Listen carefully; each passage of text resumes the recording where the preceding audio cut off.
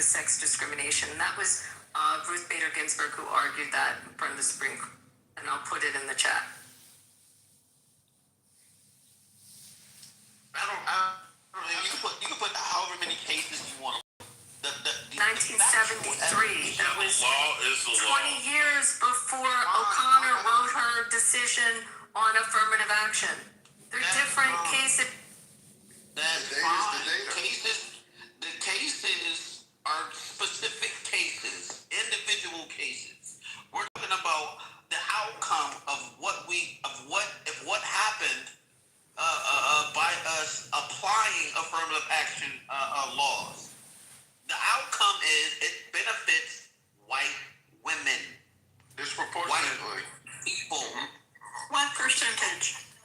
Oh wait, what? See, we're moving to go. All right.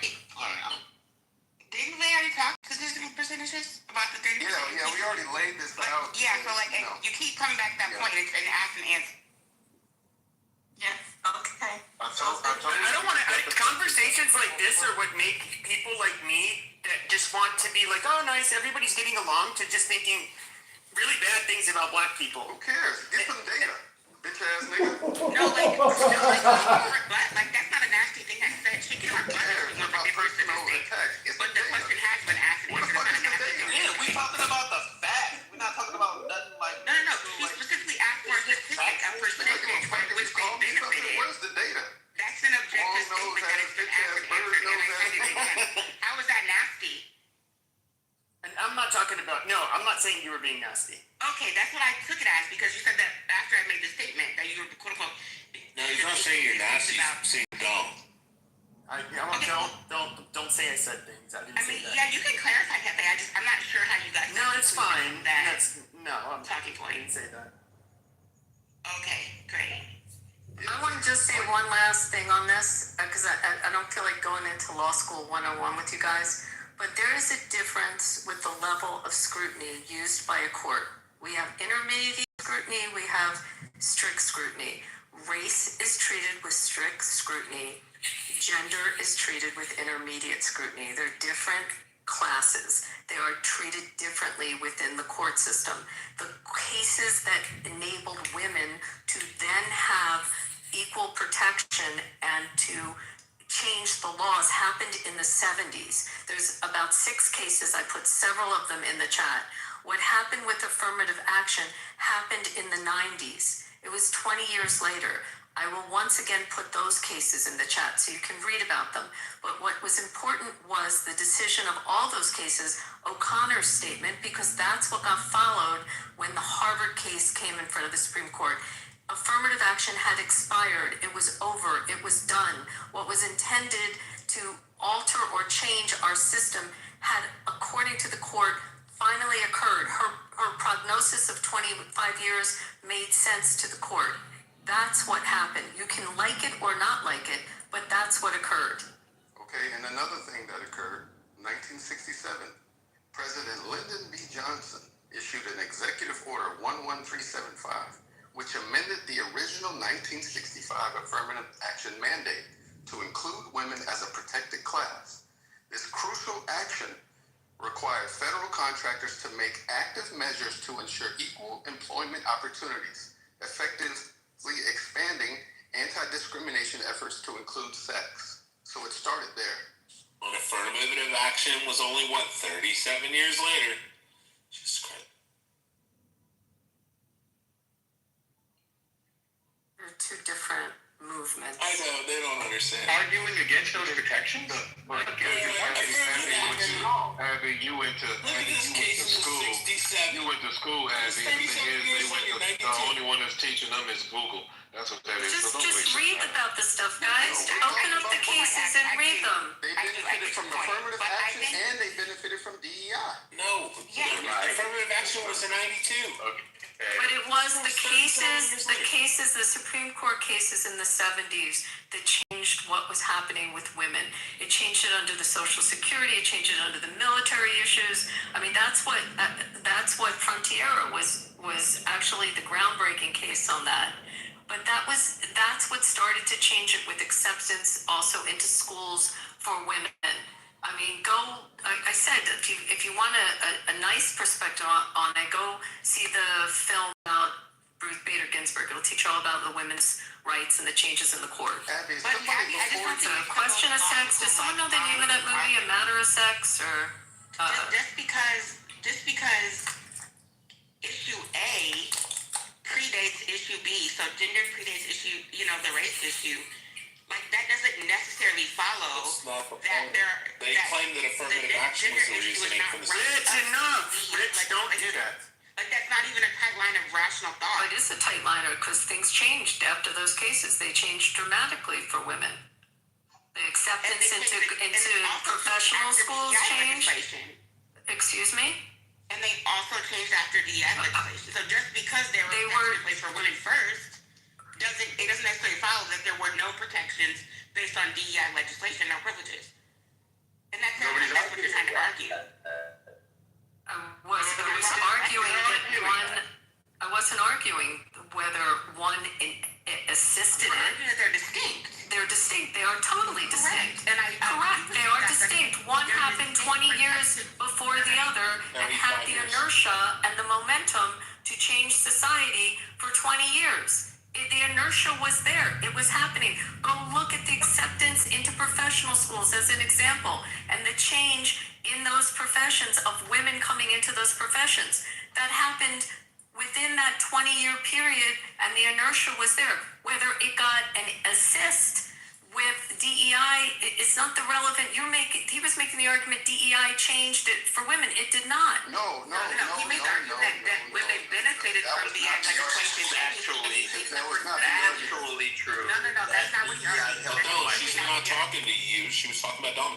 That's fine. Exactly, and that's not what he argued. He argued that women benefit from DEI legislation, and he gave a percentage, about 30% increase in their, I believe he referenced like job increase. So that's not what he argued. No one here is insane. No one's arguing that DEI conflates the two, gender and race as a single protected class. We understand that they have been treated separately in case law. But I also think we could go back ad absurdum to the beginning of the first case that dealt with the gender issue, the first case that dealt with the race issue. If you want to stop at 70, then you have to start with civil rights legislation that happened in the 60s. But then you can go back to feminine issues that started in the 20s. Like, we could go back ad absurdum to talk about Yeah, but you had the legislation, but the legislation had to be enforced. It wasn't. Dominic's argument that, no, that doesn't, let me land, and then I'd love for you to rebut. That does not, I'd love for Abby to get a chance to rebut, and I will absolutely yield to you as well, Nick. That does not, just because one had momentum in the 70s, that doesn't negate, we can go back ad absurdum, but that does not negate Dominic's argument that women benefited from DEI legislation. People love using words like this. You're supporting his claim that they were already considered a white women. class. First of all, he said white women, number one. And number two, he said it was a result of, he used the words, one resulted in the other. I'm making the argument that 20 years prior to that, when those landmark cases happened, yes, there was legislation, but legislation has to be enforced, and when you don't follow law and legislation, you sue. And they were suing in those cases, and in those cases, which were landmark cases, and once again, they were argued, a lot of them by Ruth Bader Ginsburg, you will see the change that happened in the workforce, in the professional fields, in our society for women. It changed in the military, it changed a whole dynamic for 20 years, way before the affirmative action cases, and the case came out. What was the case out of Michigan? Someone help me with it. Dabaki, was it? You moved the goals.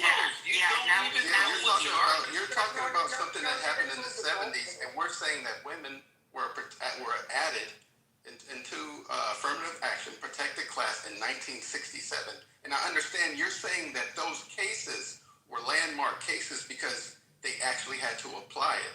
I understand that that's what you're saying. But what we're saying is when it comes to affirmative action and DEI, white women benefited the most. And there's data on that.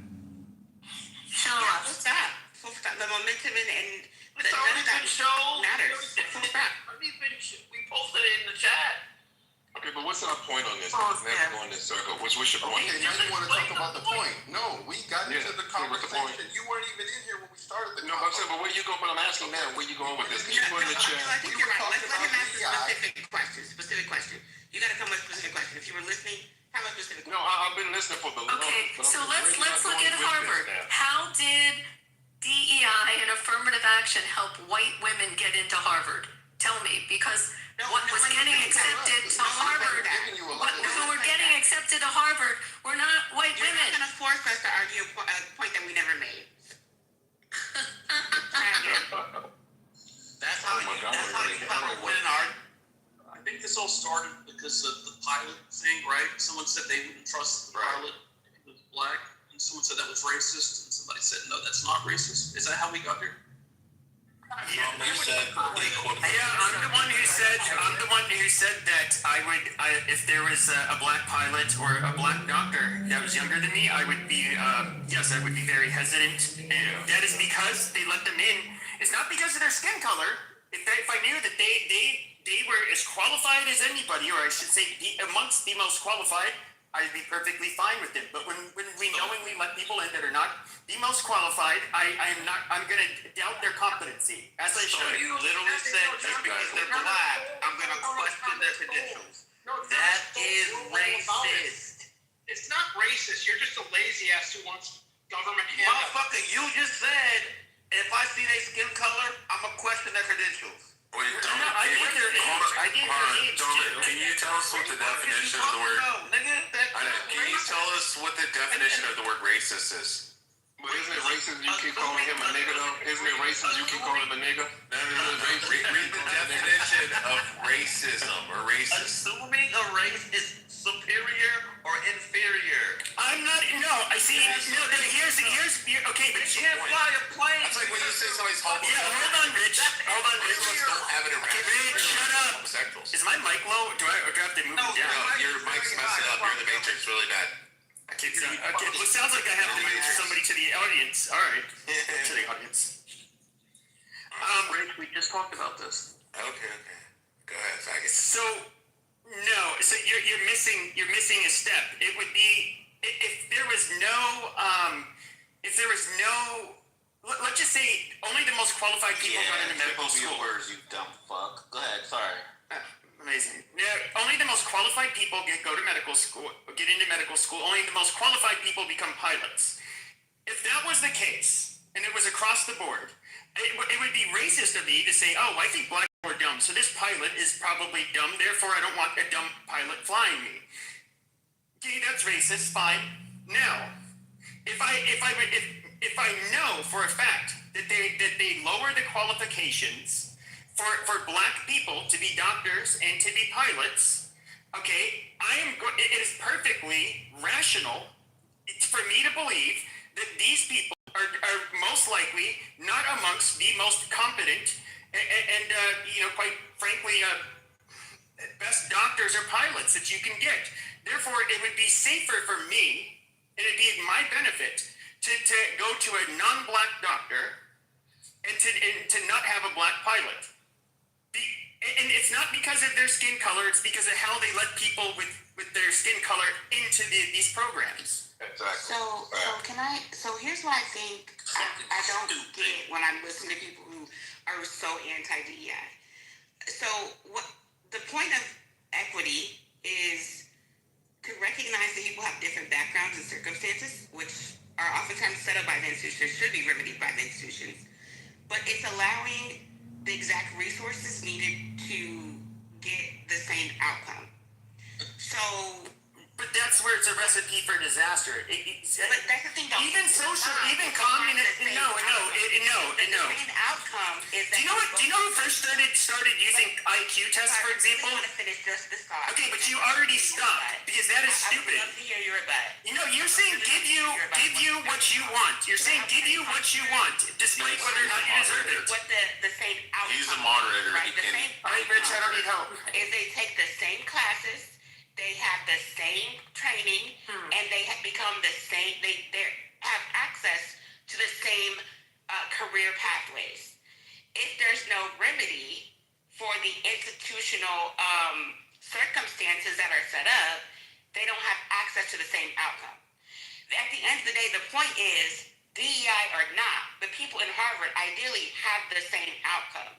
Once they're let in, there's no concession made for the quality of their That's not true. That's there's false. no concession made That is once false. they're in that classroom. That's not based on CRT and what we see also with critical race theory. Okay, tell me more about that, because I've never heard of a professor in a classroom saying a black person can just do work. No, the problem is though is that these black students are significantly not only more likely to drop out of medical school in comparison to their peers, and of course, I don't have to see the stats on resources on that. oh yeah, that's readily available.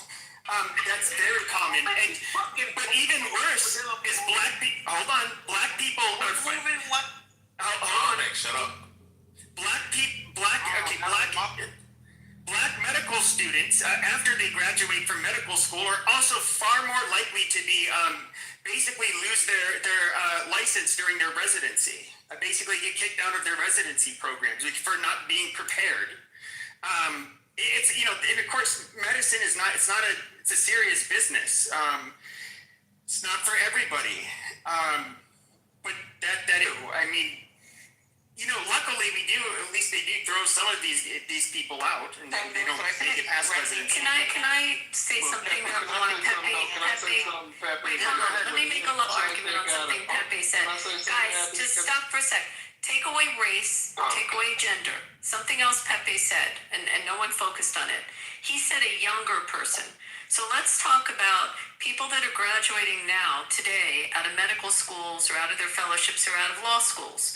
And they have to take exams to then pass forward to the next level, boards or bar exams.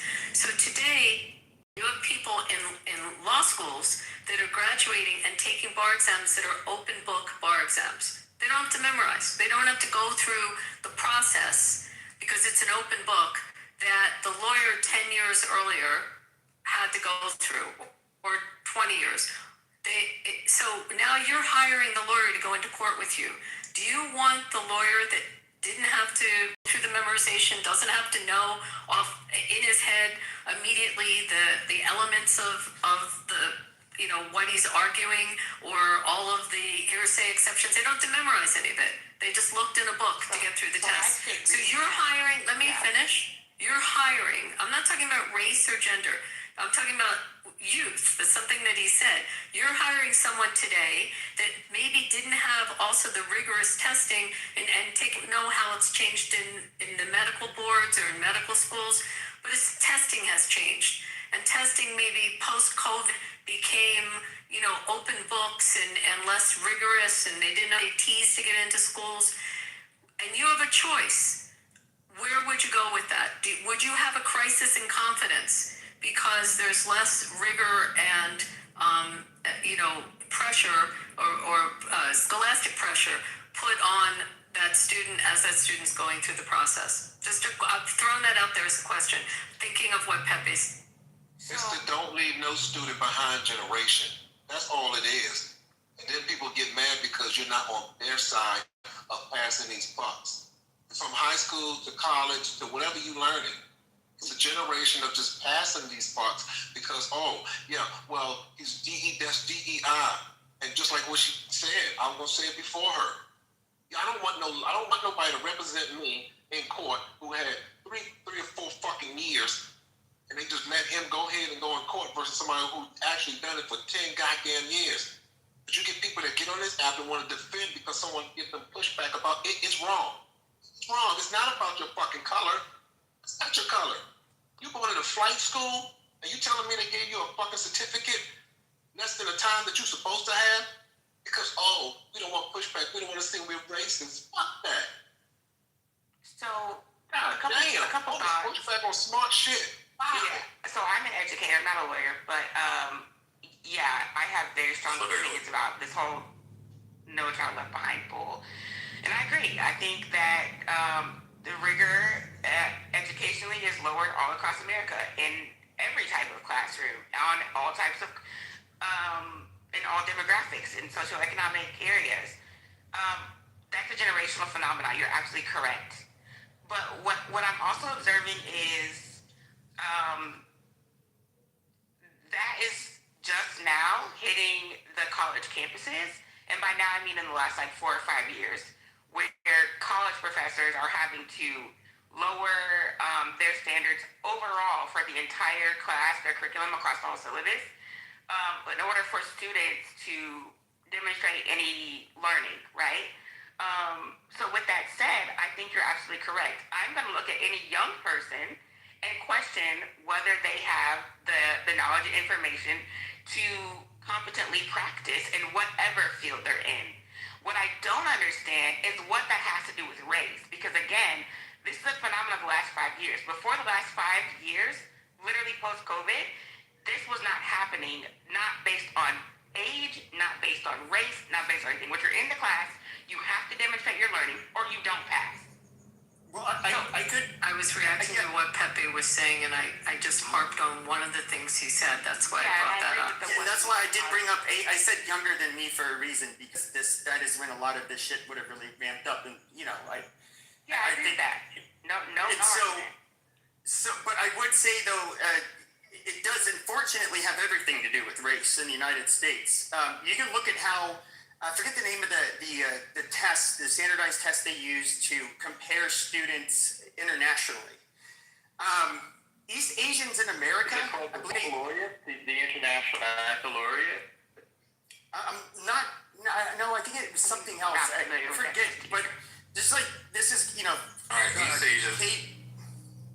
Yeah, sure. So East Asians do better, I believe, or they're either, or they could have been number 2. Better than any other East Asian country. The East Asians, United States. Whites in the United States do better than whites in any other country. Blacks also do better here than blacks in any other country. However, they do worse than all of their peers in the United States. Hispanics do rather poorly, and so do Native Americans. Now, imagine it comes to college admissions. Now, you have to compete with some of the most educated whites and Asians in the world, with much better as a population in comparison to their Hispanic, Native American, and Black peers. How can you? Then that is kind of the problem that Harvard was dealing with. Is you're going to have an astronomical amount of overrepresentation with the East Asians. You're going to, and of course, whites are going to be slightly overrepresented.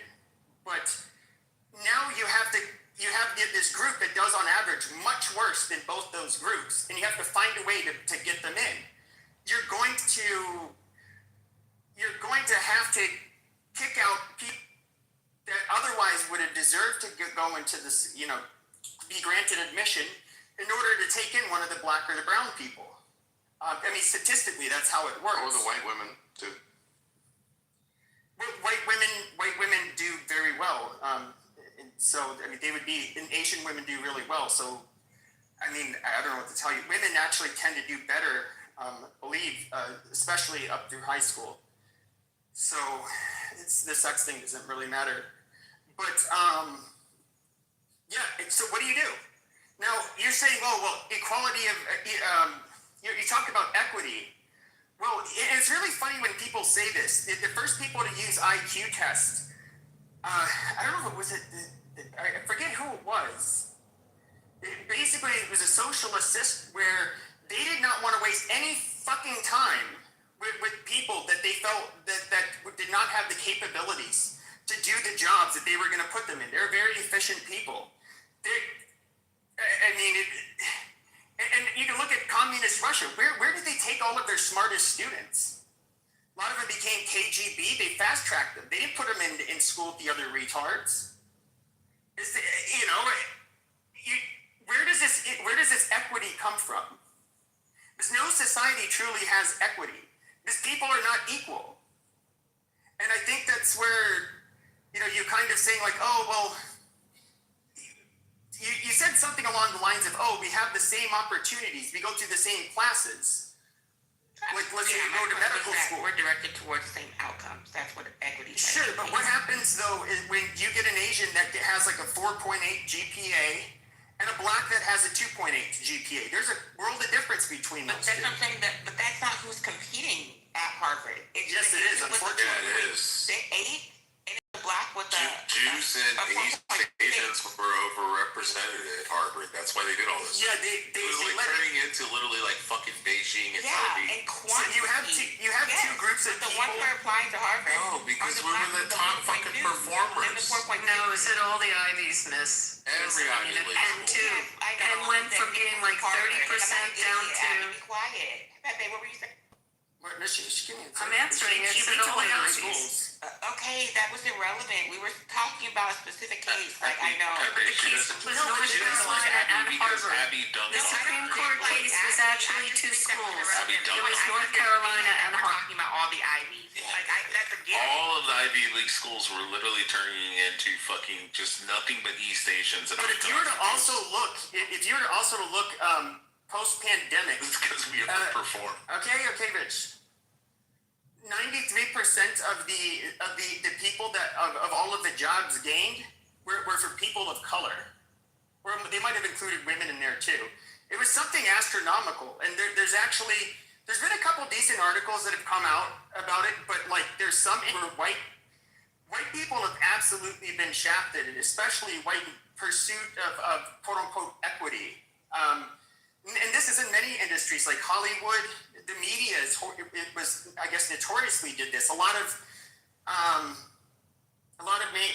the large media organizations, whether it's New York Times, they had a huge from like 2010. They had the proportion of women that in their editorial rooms shot way up, and they were deliberately excluding white men, and it's and I have to say, like, this has nothing to do with equity. You're literally taking something that somebody earns through merit and giving it to somebody to make that, I don't know, the population do better, but you're not actually helping that black person. What are we talking about today? We're talking about how, well, they let too many dumb black people into medical school. Now I don't want to go to a black doctor. Why would we do that? This is why you assume they're picking the dumb ones. Like, there are smart. Because we know they're dumb in comparison to their peers. I don't know how I can't combat your presupposition that they're picking the dumb ones when that's not what the record. Oh yeah, it's absolutely showing. You can look up UCLA's. That is perhaps one of the most egregious examples. If you look at UCLA's medical school, it went from being top notch to now having. I forget, it was like half of their class can't even like pass very basic exams. Really fucking embarrassing. They accepted more black people.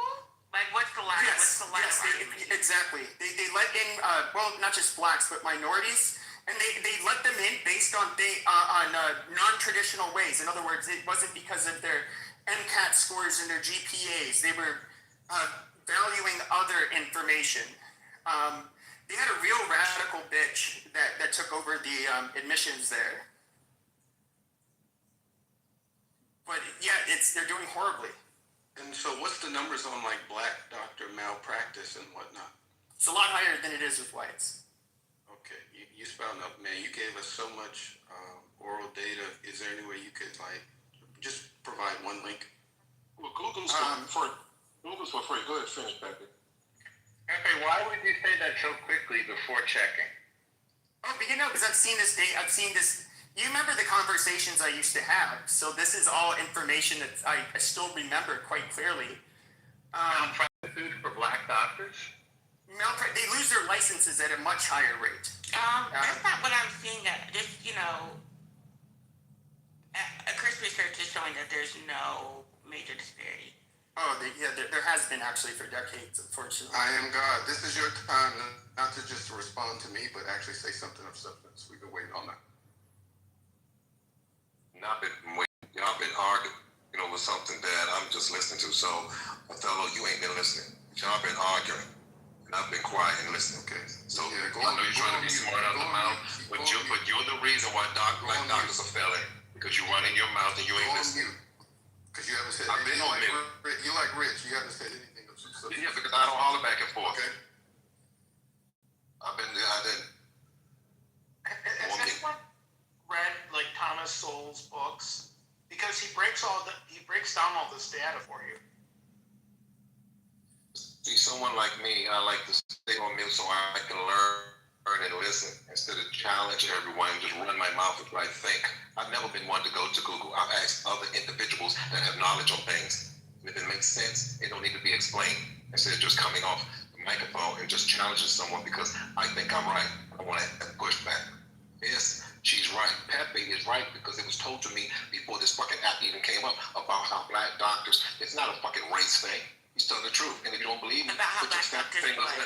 and Did you finish that sentence? how they fail. Oh, do you want the numbers? And how they dropped out. Yeah, because Hold on. Do you guys want the numbers or no? Well, yeah. Residency dismissal. Shut the fuck up, Othello. While black residents accounted for about 5% of all residency, they accounted for nearly 20% of those who were dismissed in 2015, according to unpublished analysis by Accreditation Council for Graduate Medical Education, ACGME. In 2015, 12% of black residents in surgical specialties were dismissed, compared to just 2% of white residents. Jesus Christ, you guys are terrible. Microphone. I'll come off the microphone. No one crashed Yeah, out. I'll come off the mic now. No, I'm talking about the blacks and their residency. I'll come off the Well, mic. Four times more like. I'll come off the mic now. I'll come off the mic now. See how I got something, but see how I come off the mic with something that need to be explained, Othello? I come off the mic to say, yeah, you're right. See? I come off the mic. No, stop me. You told me to come off the mic. Yeah, but see, you said no. I don't have to do information because Effie said right. The conversation. Effie on intellect. Right. I don't have to. Do the share. I don't know why you're being combative about it. If you don't have nothing to share, that's okay. Yes, they don't have another share. Yeah, I'm upset that said come off the mic, so now I came off the mic. Okay, I came off the mic and said, thank you, Peppy. So Okay, I I'm gonna come off the mic again. Thank you, Peppy. Thank you, Peppy, for your knowledge and your information that you knew. And what's funny is you have somebody like Thomas Sowell, who's and I'm sorry to offend anybody here, who's probably by a good margin smarter than anybody here. He says this shit, and people get so triggered by him. And he was. Okay, Pepe, let me ask you a question, and Rich too. So the information you gave was about black students being. Do you want what I searched or not? Yeah. So you can look at the. Hold on, Rich. What's their license? Rich. So I did put the link with the prompt, and of course it gives the citations. You can see exactly why I asked it. I asked about disciplinary measures, revocations, and suspensions for black medical doctors.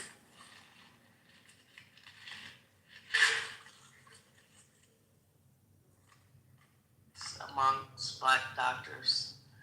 And I looked up the data, and what I found was that it doesn't actually track to race. It tracks to specific specialties in terms of what type of doctor you are, what type of specialist you are, what the workload is, and what the environment is. Would that make sense? And it doesn't show black doctors being more negligent. Now, what they do show is who's practicing in high-risk fields and under-resourced systems. And that's where some of the numbers come from. But I'm not sure if you're looking at all that data. Madison, what you're saying that if there's an expectation, if you go in to have a high-risk surgery, a heart surgery or neurosurgery, that there's an expectation less, the percentage of success versus going in and having a baby, which the expectation is greater expectation of success. So you might have more litigation coming out of OB gone wrong than you would out of a heart or a neurosurgical procedure. Is that kind of what you're saying, Madison. That's one of the aspects of it, absolutely, in terms of the specialty and particularly OB-GYNs, but also patient volume is a factor, the case complexity and where you are, and the resources, the type of hospital you're in, what type of funding is involved. So there are a lot of variables when it comes to credible malpractice issues. Right, the demographics, a lot of it go into play, but there are certain practices that have the highest premiums for med mal, and probably OB is probably one of the highest because there's that expectation that nothing will go wrong. But you'd have to look at what different ethnic groups go into what specialties. I don't know if it breaks down that way. Yeah, I don't know if you saw in the chat, Pepe. I think the other issue I'm having with your line of argumentation is, by your own logic, the quote unquote less qualified Black doctors are being dismissed at really high rates. So the ones that are qualified and make it out of the program are the ones that have withstood the rigor. So again, I don't get why you would look at a Black doctor. Oh, sure. They're less qualified. Well, sure. That doesn't even follow by your own logic. Oh, it does, absolutely.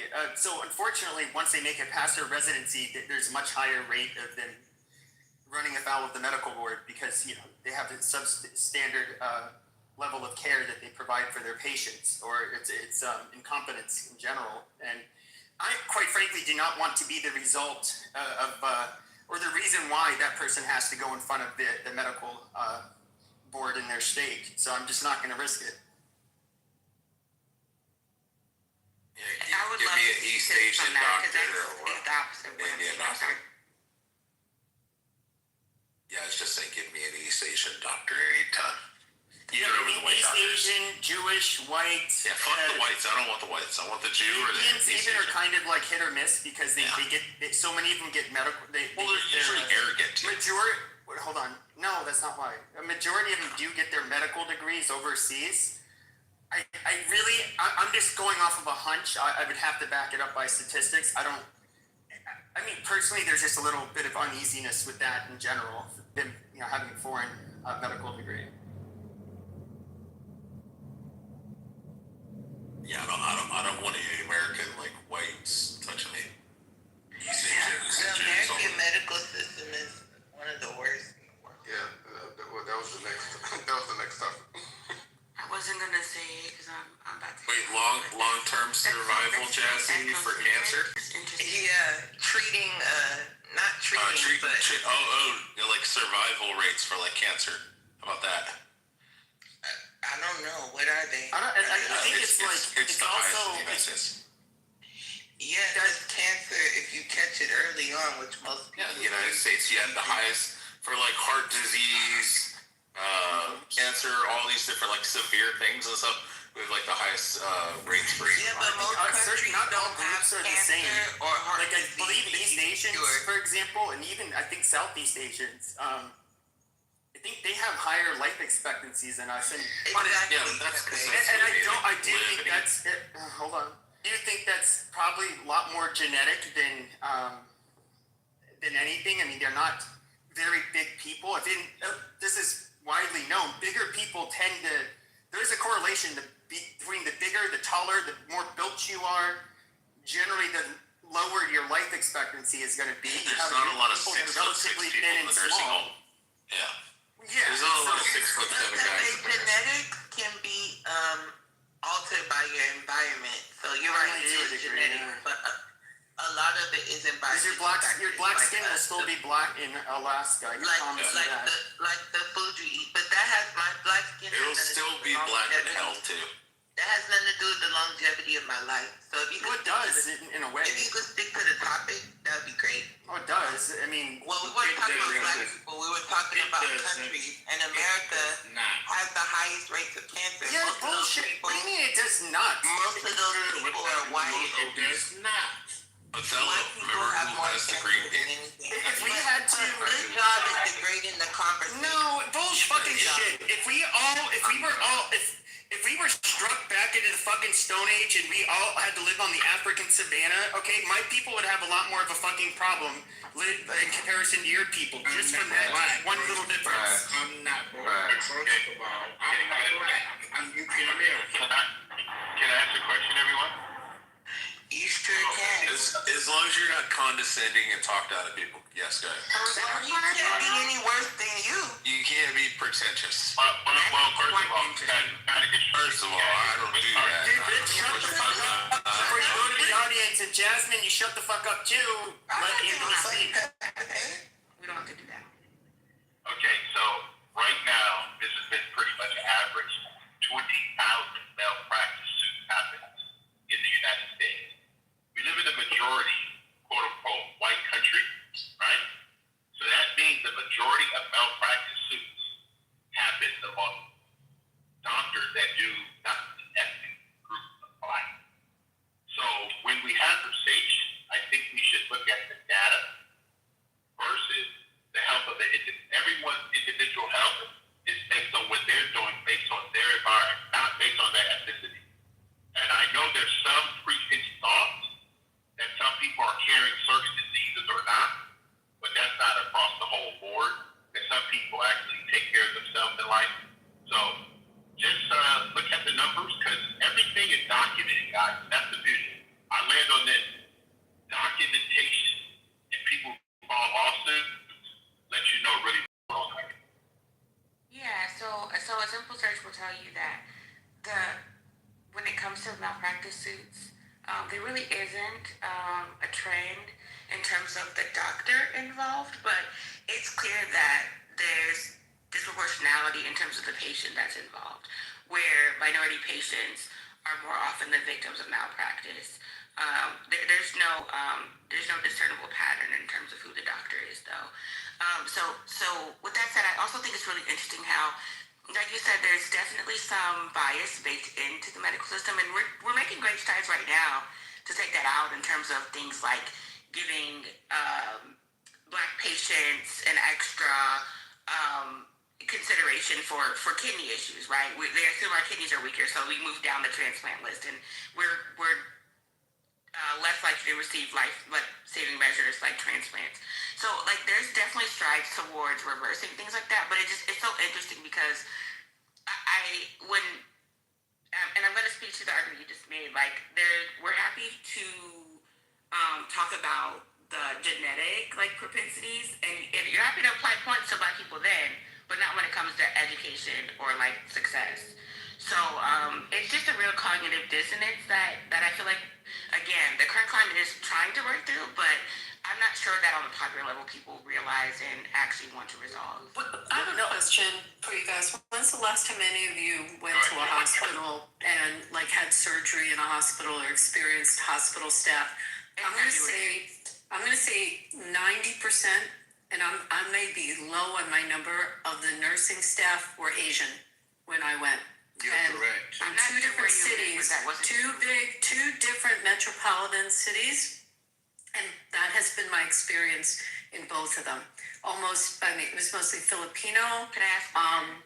In two cities, Philly and Nevada and Vegas. It's been almost completely Asian nursing staff. And you can actually look this up. That's actually true because they're doing investigations into this, and they're finding out a lot of these.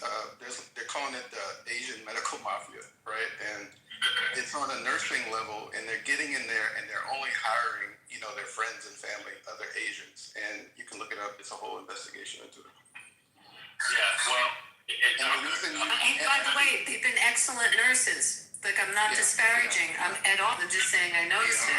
It's actually the reason why a lot of African Americans are in support of ICE and things like that, because they're looking at this and they're like, hey, this is kind of infringing on our job. Yeah, so Abby, I have a question. Why the fuck do we bring ICE in? Whoa. Why the fuck are you bringing ICE in now? What the fuck? Yeah, Edward. Sorry.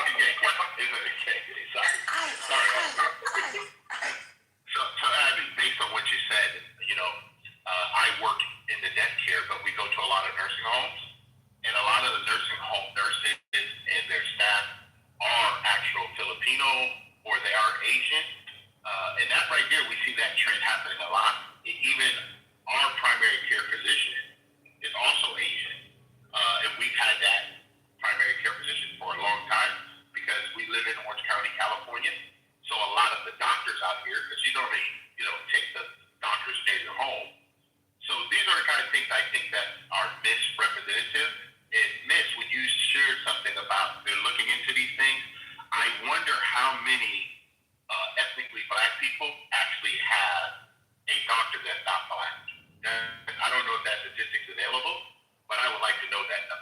you this: all my doctors are European, and I just had heart surgery with two European. You're healing. It's Yeah, still going. I do want to say this. Doctors, yeah. Okay, so you mentioned something about organ transplants. Now, I should have looked this up before saying that, but this is where I think I don't know where racism, anything like that would have to do with organ transplants. Organ transplants, it's my understanding, generally, you can only get them from people that are largely of the same race. Some of the people that have the hardest time getting implants, and they often die because there's no donors that match them, are people that are biracial. What? No, dead serious. This is something that. You gotta have the same blood type, you idiot. No. Like, you can look at, like, especially I could believe bone marrow is the one that's the most difficult to get. That's true when it comes to bone. Yeah, I don't think it's especially- Yeah, but not the damn Have some other other proteins that match. Yeah, I'm not sure either. I'm not sure about the details, and every organ is different Yeah. for the criteria. When it comes to bone I don't marrow, wanna it's get in the difficult- weeds, It's but- difficult to find for Black folks because a lot of us don't donate blood marrow, and I do know that even for myself, in terms of donating organs, there is a trepidation that you start to think, hell, that depending on who's working on you and you're about to die, that they really may not give a fuck. So, yeah, I have trepidation about organ donation for that very reason. Do you think that's common medicine? It's interesting. Stop giving up ribs. What the fuck think you're gonna give up organs? It's very common, Abby, to answer your question. I was just with my entire family, and as a matter of fact, some of the younger people had indicated organ donation on their license, and some of the other people in the family were like, what the hell were you thinking when you were doing that? So that's just anecdotal, but I think it is very common. There are cases that are fucking horrible, Abby, and so you'll have like I guess it's a team of surgeons that are they have to consult, of course, with the medical staff at the hospital that you're at, and then they'll have like these advocates, and so there are people where they're kind of unsure. And ultimately, I believe the ER doctor that's in charge of the treatment of the patient has the final say. But they will try. There's been many cases where the people survived, and the team that for the organ donation were saying no, yeah, she's gone. Yeah, just don't worry about it. Let's just hurry up and get these organs out. And to me, that seems like it'd be a pretty easy way to, I just wouldn't want to be stuck in that situation. They do it all the time, yes. You're talking about instances where you're not really dead and they could save you, but they need a heart, and your heart is good. So they're like, hey, just kill that motherfucker, and let's get the heart out. Well, they don't kill you. They just, They don't save you. That, to me, that's killing you. When I could clearly help you and I just let you die, to me, it's the same as murder. Well, according to the oath, they're supposed to look at it the same way, too. Right.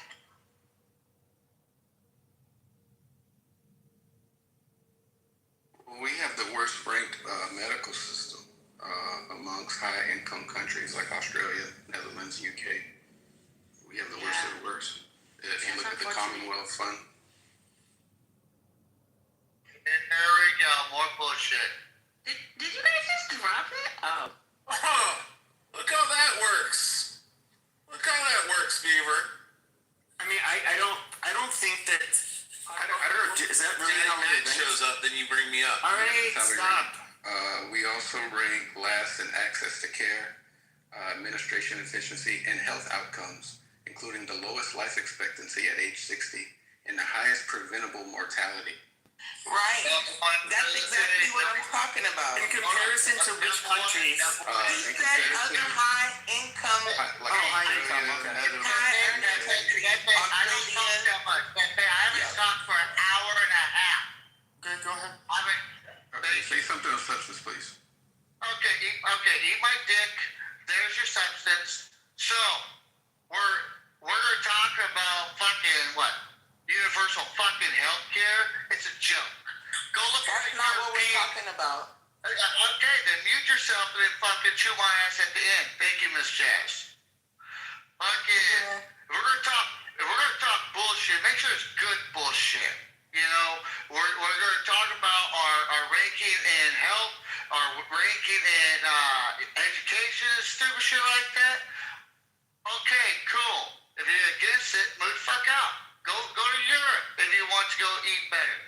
You know, I'm just saying, guys, we sit here and dialogue a whole bunch of It's not bullshit even from Europe, fucking. it's Yeah, Nobody thank was you, talking about universal health care. We were ranking the healthcare and even places with universal health care, like Canada, listen, Jazz. they have privatized. Yes, just let him finish, for fuck's sake.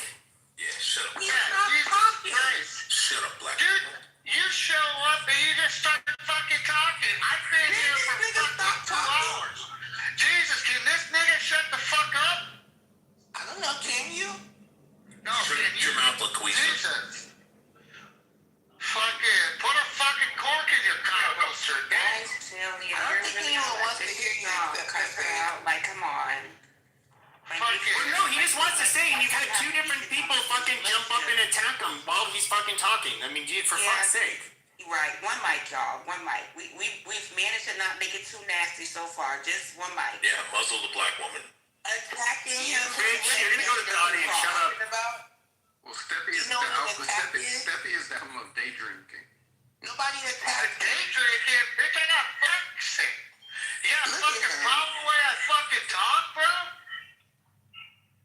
All I'm fucking saying, dude, is I hear nothing but fucking black cis, fucking white cis. Okay, you know what?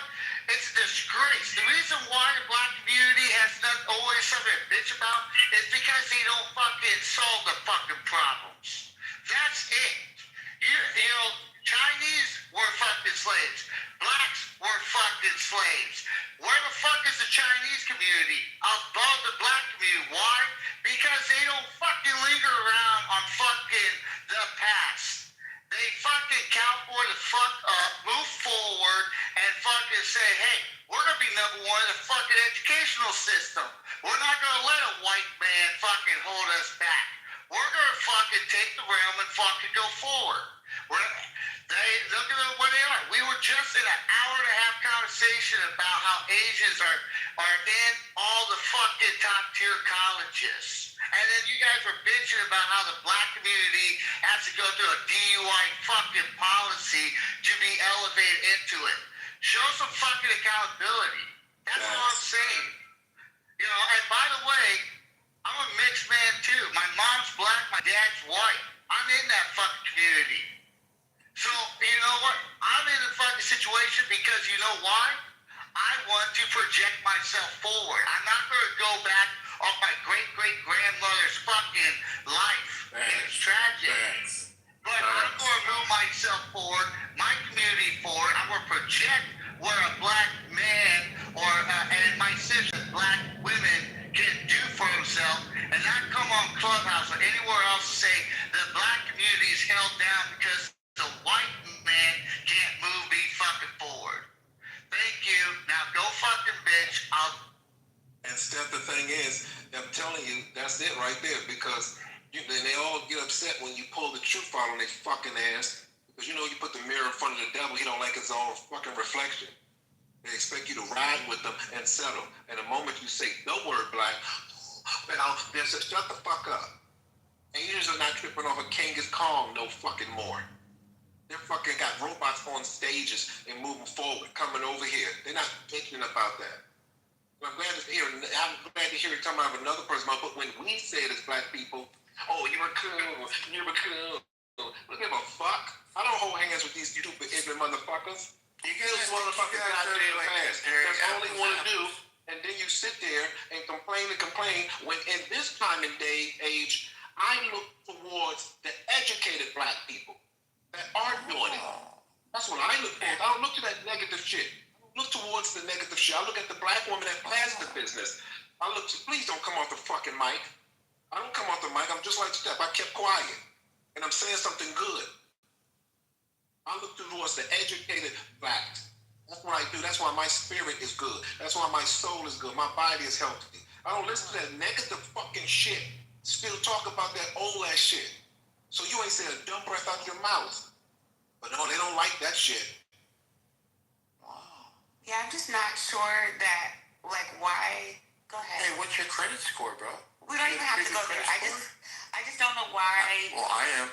So far, we've had disagreements, I can but ask we've my question? presented points, and we've had a debate. Okay. I don't understand why the people who want to You got something to say to me, brother? and be black elite She's talking, feel man. like Shut we have up. to be subjected what? to that She's weird talking. tongue lashing. Okay. You can have your opinion, but I do think there's some. I don't understand why we all have to be subjected to that weird tongue lashing that you think that people deserve. When none of those talking points were said in this room, at least not since I've been here. What's his talking point? I think they were just like You know, The talking points he was attacking. And Yeah, I think they just triggered. victims, and none of those things were said in this room. So I'm just confused as to why we even entertained that. Do you think They And want you've you. been in the room for 2 hours too, bad. Yeah, we weren't using any insults or mocking or disparaging each other. Yeah. Not from either side. Let them have the And conversation. nobody was playing the victim either. We genuinely were presenting facts and having a discussion. So it just sounds like maybe to the people who wanna pander and be black but not and align themselves with the black elite. You have to realize what's been voiced in here is that there's no respect for the black, quote unquote, black elite from the other side, and there never will be. What's a One, black so elite? you're wasting your breath saying it in a space like this. What's a black Two, elite? it also sounds like, well, he mentioned people who are educated and business owners. That's who he looks up to. So I'm basing on his definition of who he feels has more inherent value. So that I'm just basing on what was said in this room, which I think is appropriate, right? So back to my point is, it just sounds to me like you have some inherent talking point rhetoric that again just didn't happen here. I'll just land. Well, they don't want to like deal with the meat and potatoes of the conversation.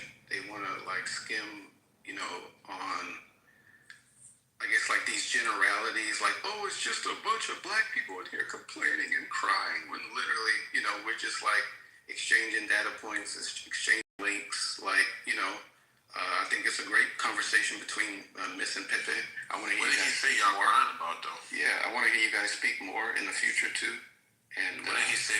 What did he say y'all crying about? it's that whole like, It sounded like victimhood mentality maybe is what he was attacking. I'm not totally like, sure. Oh, he was attacking people with victimhood mindset. Yeah, with victim mentalities. Well, that was the generalization that he made, Right. so he can like give his like on brand. I mean, is he wrong though? Again, he might not be wrong if people exist like that. That just did not happen in this room, and therefore I'm not sure why he cleared the stage to say that. That's all. I don't know. That's one of them things. I don't know, man. Why do people get triggered for things, man? It's just, I don't know, man. But I don't think he's wrong though, man. I don't like this. I don't like that type of stuff either, man. I'm keeping it up. That should be a good conversation. They just got to switch the narrative. You guys were on ran for about 45 minutes with Miss Abby arguing about DEI hires, talking about the white women, and then it transitioned into because Pepe brought up a younger generation with the black pilots, which is a legitimate key. But hold on, Anything about black violence? You said pilots. He's married. Oh. It's a slur. My God, dude, a guy has a southern accent, and you guys automatically think I got slurred. But the thing is, I just want to see accountability in my community. And when I say that, we gotta quit. Not just, I'm not going to say you guys in general, but when you bring up topics. Like what? What? Excuse me? Well, I'm sorry. When you guys bring up, a whole line of different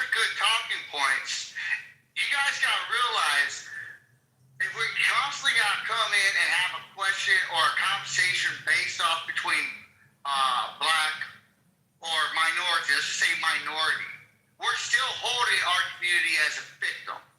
I have been in Clubhouse for, I would probably say, almost a year now, and mostly just observing. Most come up and talk. And the most I hear is in America alone, the black community and the white community were divided. And in the black community, it's always the white community holding us back. And then when we bring up accountability, when I say accountability, in my opinion, there's a difference between a good black community and niggas. I'm just sorry, I gotta put it that way. Niggas will throw you, niggas will pull a motherfucker down, they will pull a community down because they're niggas. You don't have to. A good community of black men and women are more, it's a beautiful thrive because they're on point, they're with their family, they're showing the next generation how to be independent, self-sufficient, and those are the guys and gals you see going into those major league community, those major league colleges, into great jobs, and they project great forward. That's what we should see in society. And those are individuals that don't play the victim card. Those are the individuals that don't. And all I'm saying is we should be over here projecting how we should go and say, hey, everybody has an equal opportunity. And if you're gonna base it off your skin, you've already ruined yourself. And that's what I want people to understand. If you tell me that you can't go no further because you're a black individual or an Asian individual, and the only thing hindering your goals in society is a white man, man, you've already lost to yourself.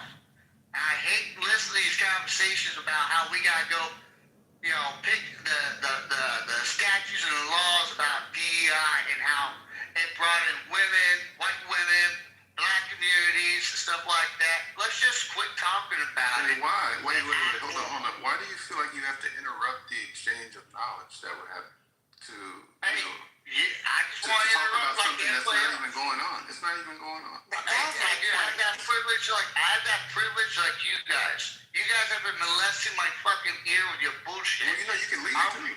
Yeah, if you I'm not here to support you. ideas. I'm not here to support you. I'm here to support Matt and Pepe. Okay, but we're having a conversation. Well, wait, what about me? I don't get any support? I don't think Pepe needs nobody help. I've been in Pepe's rooms and we've agreed and we've disagreed for years. He don't need nobody help. He does not need anyone's help. Beaver, I started saying you, but you to be my guy. Wait, what's your Venmo, bro? Let me buy you another Coors Light so you can chill. Seth, I have a question for you. I don't drink, sir. Actually, I don't drink. I have a question for you. You're mixed. Yes, sir. What's the worst racist incident you've ever faced in your life? Worst sundown town in Mississippi. Me and my wife. You know what a sundown town is? Yeah. Yes. My wife is Hispanic. And by the way, I'm 23 years active in the military. I transitioned into reserve. And I literally got collared in Mississippi by a Mississippi State Trooper who explained to me and my wife, this is a sundown town. And this is 2 years ago. That's it? But that's so interesting, though, that you would then make this argument and in that same breath say that something like 2 years ago, right? That wasn't 200 years ago. We're talking about 2 years ago. And you're saying that these types of conversations have outdated themselves? Like, I question Stepe, with all due respect, and this is going to seem inflammatory, but I really question, I feel bad saying it, but, no, I'm not going to say it, but I don't think it needs to be said. I think everybody that needed to connect those dots already have.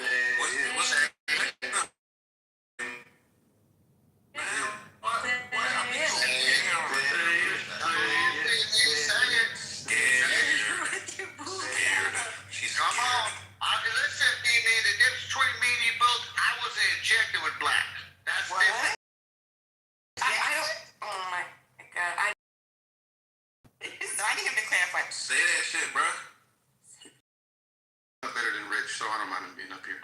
So if it's okay, even though I think that people have a different experience, whether it happened 2 years ago or 20 years ago, that's his particular experience. At the same time, how we see life through our own lenses is how we decide we operate. So I've been on this app, Twitter, whatever you call it, before, Clubhouse, for a few years. And I've never come on here and used any negative language in any way. And the reason why is because I don't talk that way, period. But I do believe this, and I taught this to my children, I'm teaching it to my grandchildren. The only person on planet Earth responsible for the outcome of our lives is the one you see in the mirror every single day. That's true. That's true. That's the only person. So listen, no one, and if they are, I'm going to say this clearly, no one is sitting around thinking about any of us. And if they are sitting around, that's facts. you know, if anybody sitting around thinking about you, they got more mental health issues because that's more their problem than yours. And unfortunately, you know, I'm 62, guys. I've been on the planet a couple of days. And my wife and I have been around the world. I've been to 54 countries, 5 continents. It doesn't matter that I happen to be ethnically black. Yeah, I keep repeating myself the same all the time. You know why? Because I believe repetition is the foundation of success. And I think that a lot of people, unfortunately, they lead too much with their ethnicity, not their responsibility. And the more you are responsible for your own life, the better you will be off. You know, you're better off you are. And I just shared that with you guys. And listen, people are going to share with you what they think. If none of the stuff they say apply to you, don't worry about it. Doesn't matter. Because whatever anybody says, if they don't live in your house, they're not with you at all. So the last I checked, 8.4 billion people on planet Earth. There's only one of you. Your DNA, your fingerprints, only one of yours. You can claim a people group if you want to, but at the end of the day, you're still just you. I have a question for you. Edward. No, I have a question for you, Edward. You don't have to answer it. How much easier do you think the success you made for yourself in the funeral industry, do you think it would have been a whole lot easier for you to get there if you were white? Nope, not at all. Not even a little bit? Not even a little bit. Wait, what would you ever? I'm in debt. I'm in a As a debt self-made man. Yeah, I'm in debt for 38 years.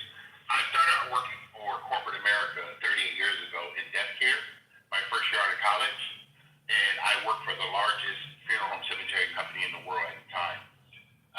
My first 10 years, they trained me, taught me everything, and it was a majority white company. I never thought about it. I just got hired out of college, and that was it. But no, I think that as I grew and all the tests I took and all the things I learned, it just gave me the opportunity to be good at something and to help families every single day. And that to me is very, very important. I think that the more you work, this is what my mentor says all the time. Edward, work on yourself than on your career. Because what you bring to any relationship is who you are, not what you do. You said that you own a funeral home? That's facts. Edward, you said you own a funeral home? We're all over the world. We do international shipping. We work with over 45,000 deaths a year throughout the U.S. So my organization's been around. I worked for corporate America for 10 years. My last 28 years, I own my own organization to where we help funeral homes, cemeteries, and crematories. But the majority of people that we help is families, what we call after reach. There's 17 legal things a family has to do after someone passed away. And we walk them through that with 10 different professionals to make sure they get their first step back to normalcy. And somebody told me to open a funeral home, and they say you always be in business. I was gonna say that. I was like, you must. Well, you're never gonna run out of business. Oh, I got another question. That's what's smart. Yeah. Have you ever helped a customer stay their spouse died, Every business needs customers, and right? they were very like you were helping them along, and then it like 2-3 months later after the funeral, you find out that they killed their spouse. Oh, that's not part of what we do. That's within that's the legal system. That has nothing to do with the funeral.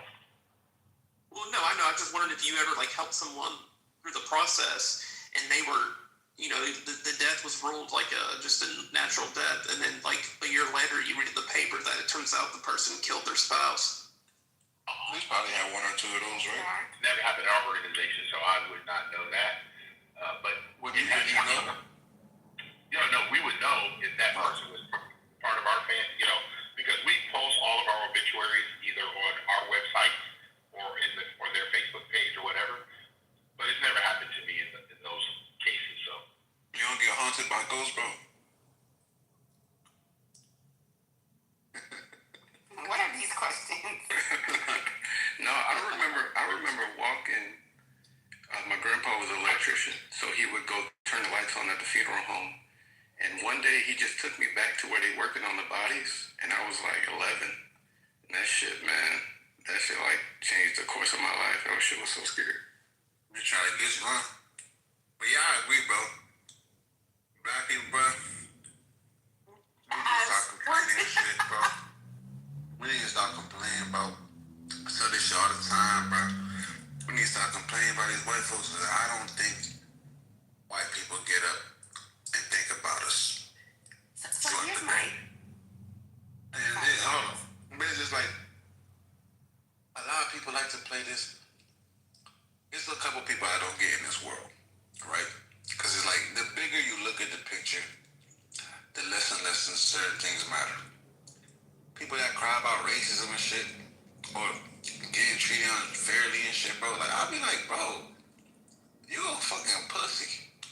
Like you a pussy, bro. Like, if you a man, you like, to me, you just like, you a pussy, bro.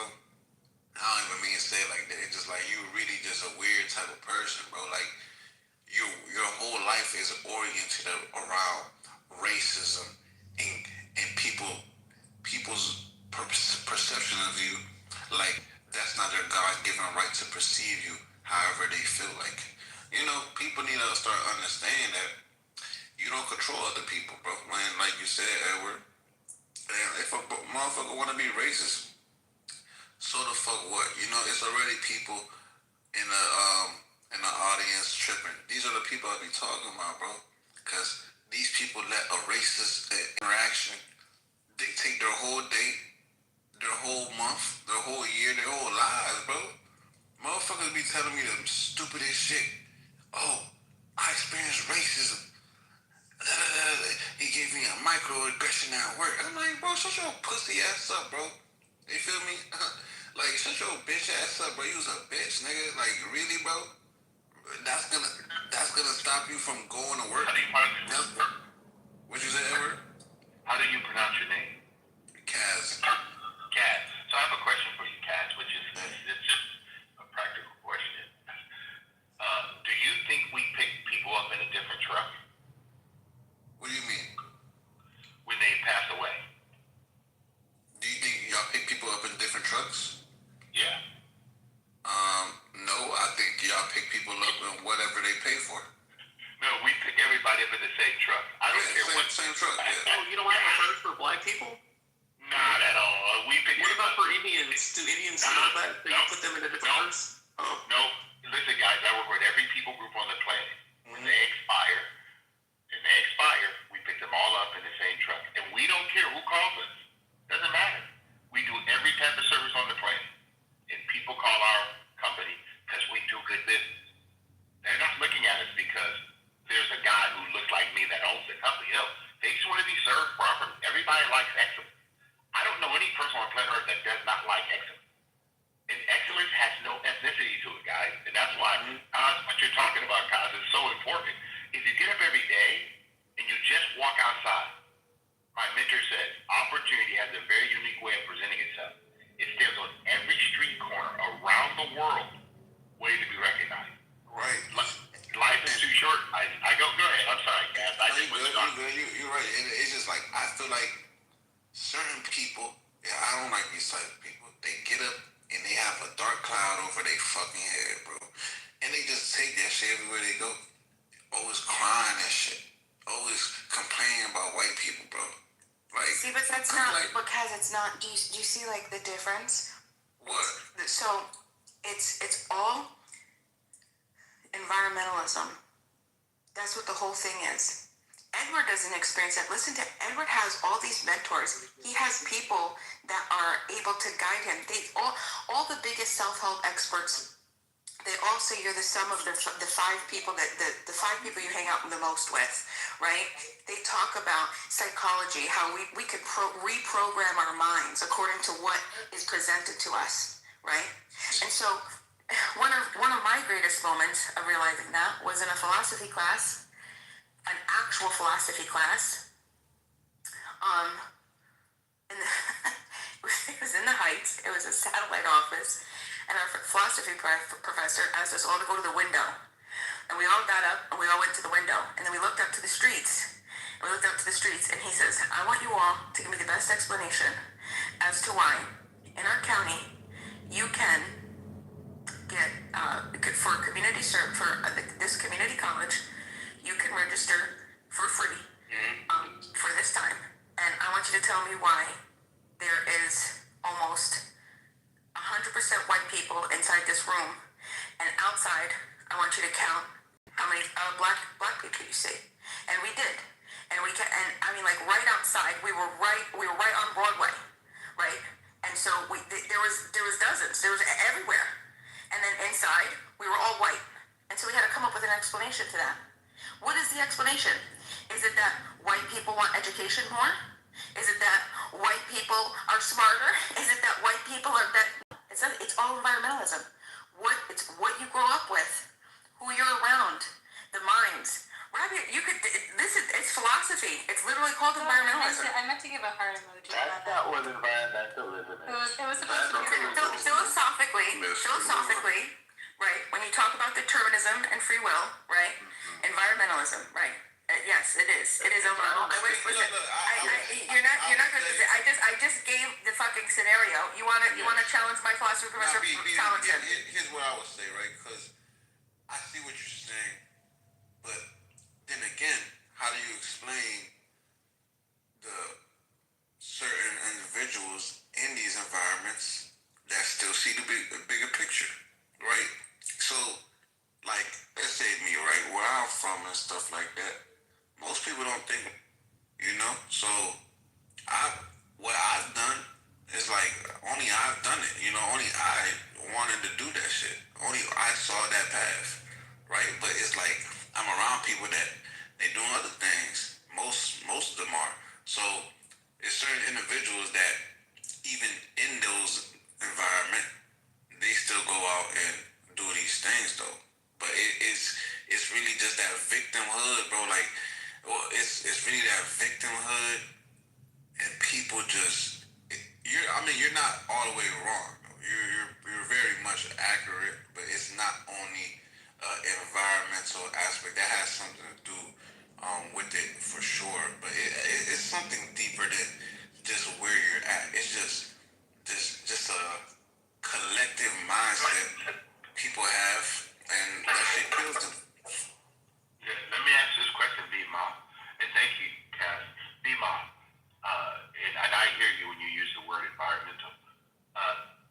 Do you or have you been aware of the numbers of the United States, the population that we have? Yeah, I'm familiar with it. Okay, so I teach my children. My son's 41 now. He's been married. My daughter's, she's 34, married. So, but I used this when they were growing up. I asked them the question. I said, "Do you understand when they use the word minority, what that really means?" Okay, and they said, "No." So my wife and I explained to them very clearly that it only means that you live in a majority white country. According to the numbers, blacks are only 13% of America. Okay? Right now, there's 250 million Americans. Right, but they're not all white. No, hold on. Just walk with me. I know they're not all. Okay, Dora, I just said the number right.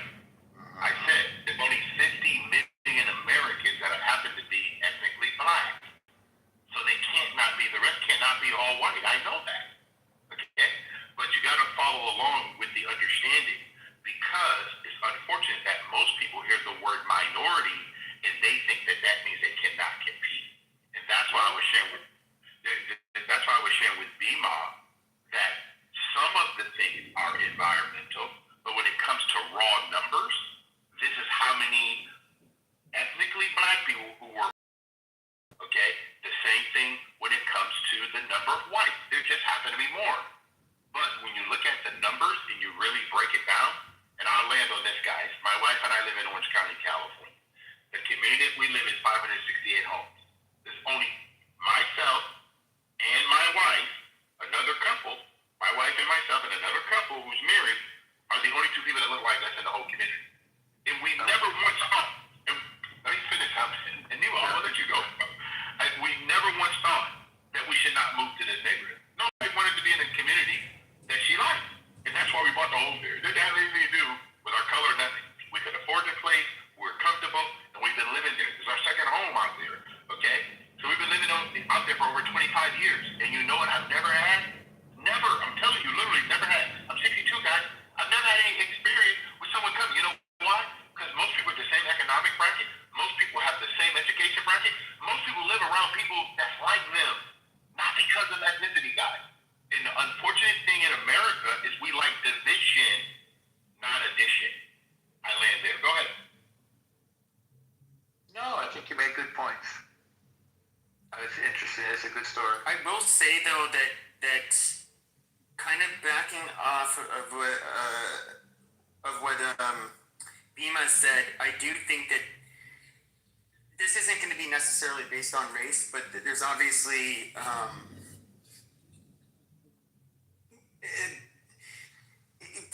different racial groups in the United States will experience this at different rates. But growing up in what I would consider very dysfunctional environments, where your parents, maybe they're highly criminal, they're addicted to drugs, so are their cousins, so are their, you just have, and I've seen this like up close, in Native American reservations in particular. I almost would say that these people don't have a shot in hell. Luckily, one of those reservations, Abby probably knows we're Talking Stick Resort, that Salt River Pima Maricopa Indian community. I'm talking about this one in particular. Like, almost 20 years ago, some of the patients that I was assigned to on a caseload, you would have to, you'd go there and like, holy shit, it's the amount, like a lot of violence there, a lot of interpersonal, or say, what is it? I forget, they changed the term, but intimate partner violence, a lot of domestic violence. I would say that the drug use, the gang activity, all of this stuff. Like there was nobody to raise you right. You could try to do the best you could do, but you were gonna get dragged into all of the bullshit with your neighbors and your family. You didn't have a shot in hell, and I did. That community is doing extremely well now because they have like spring training there. They have resorts and casinos. But I know one of the things they did, and of course, not most dysfunctional communities won't have this option. So everybody there gets a per cap check every, believe, 3 months. And it's a pretty substantial amount of money. If you get into college, they'll pay for it. They really, a lot of perks to being a member of that little tribe. But they immediately off the bat, if you're a drug addict, if you have any kind of dysfunction, they are going to give you a forced payee. They're not going to let you handle your money. They ended up basically providing a whole shit ton of services to break the cycle of the kids having to be grown up or raised around, all of the nonsense and bullshit. It was intergenerational dysfunction with a lot of these people. And, I'm not going to necessarily blame them, because I'd probably be the same way if I grew up like that. But I do think people, you can talk about personal responsibility all you want, but I think there's some environments where you really, the odds are extremely stacked against you. Okay, so Pepe, I know you can tell me every day not to talk about personal responsibility, but this is what I'm going to ask everybody in the space, all of us.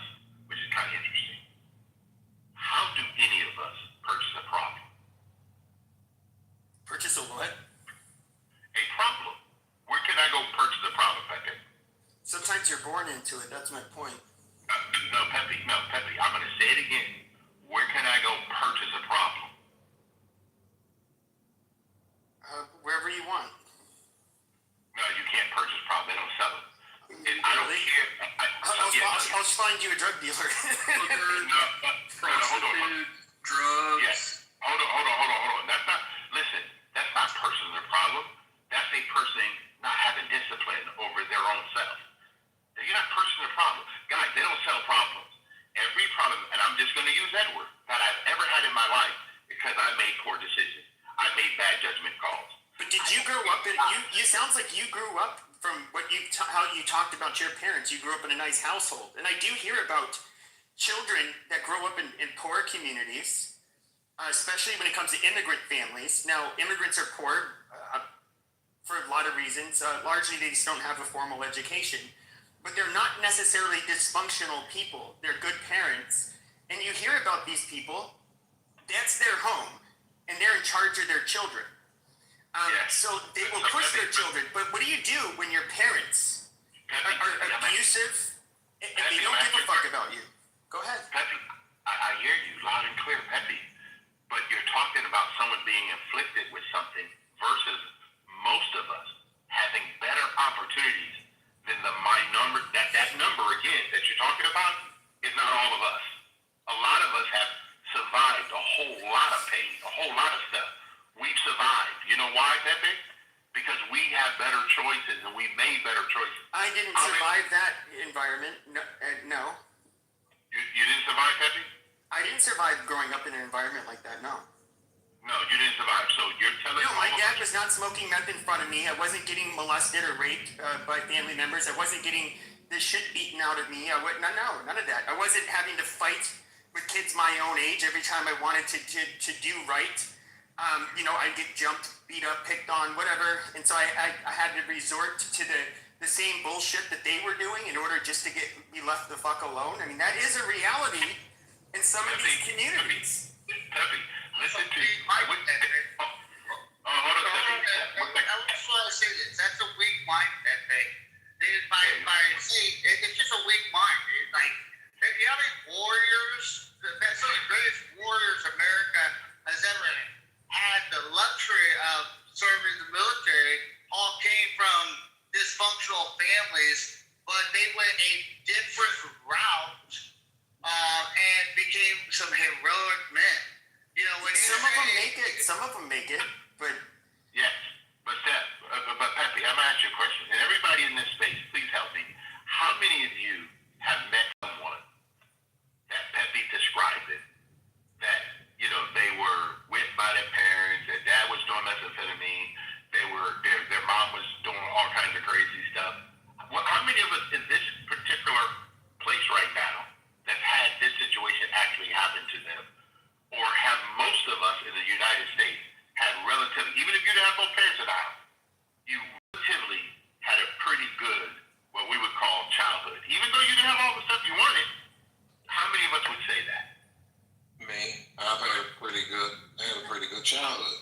Thank you. And that was before I was in a foster home. Because of course, when you're in a foster home, they're not going to put you in a bad environment. They're going to check that environment. But before I was, my mother and my father, they were together. I mean, due to certain things of my brothers and everything, and the separation. And don't get me wrong, the hood was around the corner from me. I had no silver spoon, but I was in a pretty good environment. I wasn't beaten. I wasn't exposed to things that Pepe was saying. That's all. But yeah, I knew of people. Yeah, I am God. Check. One second, Rebby. Right after this, I am God. I live in a community where we have trust babies, and some of my neighbors, when I talk to them, they have more trouble with their children because they have to get their children. One of my friends had to get his son off of drugs. It cost him $80,000. And he grew up with both parents in the home. I agree. Yeah, I agree. So hold on, Pepe. What I'm saying to you, Pepe, do you think that these parents wanted their child to choose this direction? And that child made the choice.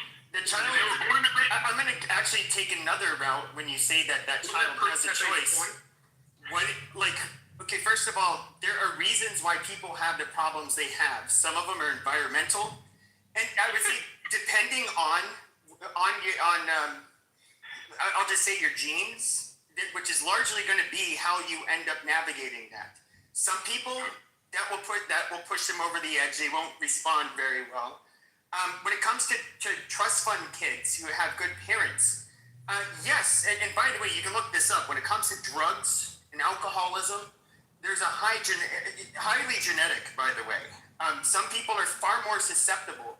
A lot of what you call discipline is it doesn't work the same. You're not working with the same tools as those people. Oh, really? Yes, So what do they absolutely. Wait, No, hold on. were you done? Because I really want to hear where you're going with this. It sounds like you are, and correct me if I'm wrong. It sounds like you are taking a moment to, as critical as you can be, and I think you have a right to be that way. To just kind of look at least consider the environmentalist influences that Bima was pointing out earlier, that might manifest as like a lack of discipline or a lack of vision or a lack of that probably start in the home, parents, peers, all the things that influence people and maybe guide their decision making, right? Yeah, well, I think the environment and your genes. Okay, and genes too. Those two things obviously are going to shape your life tremendously. And we have examples of this where you have highly criminal. I would say the gypsies in Hungary, when the Soviets took over, they were rather similar. And I'm going to be very direct when I say this. I think the Roma gypsy culture is a criminal, corrupt, dirty, bad culture, and it creates criminals out of their children, and the cycle's going to continue. I don't know how else to say it. Yeah. However, so I worked with that population. Can I offer a quick comment? Okay. So I worked with that population. Not particularly the Roma gypsies, but there's a high population of nomadic people who are very similar in northern Morocco, and they often immigrate to Spain. And I worked in Spain for about a year with these nomadic youth, and exactly what you're observing is what they articulated to me. I didn't know anything about that population being in the area that I was working in and living in for a year.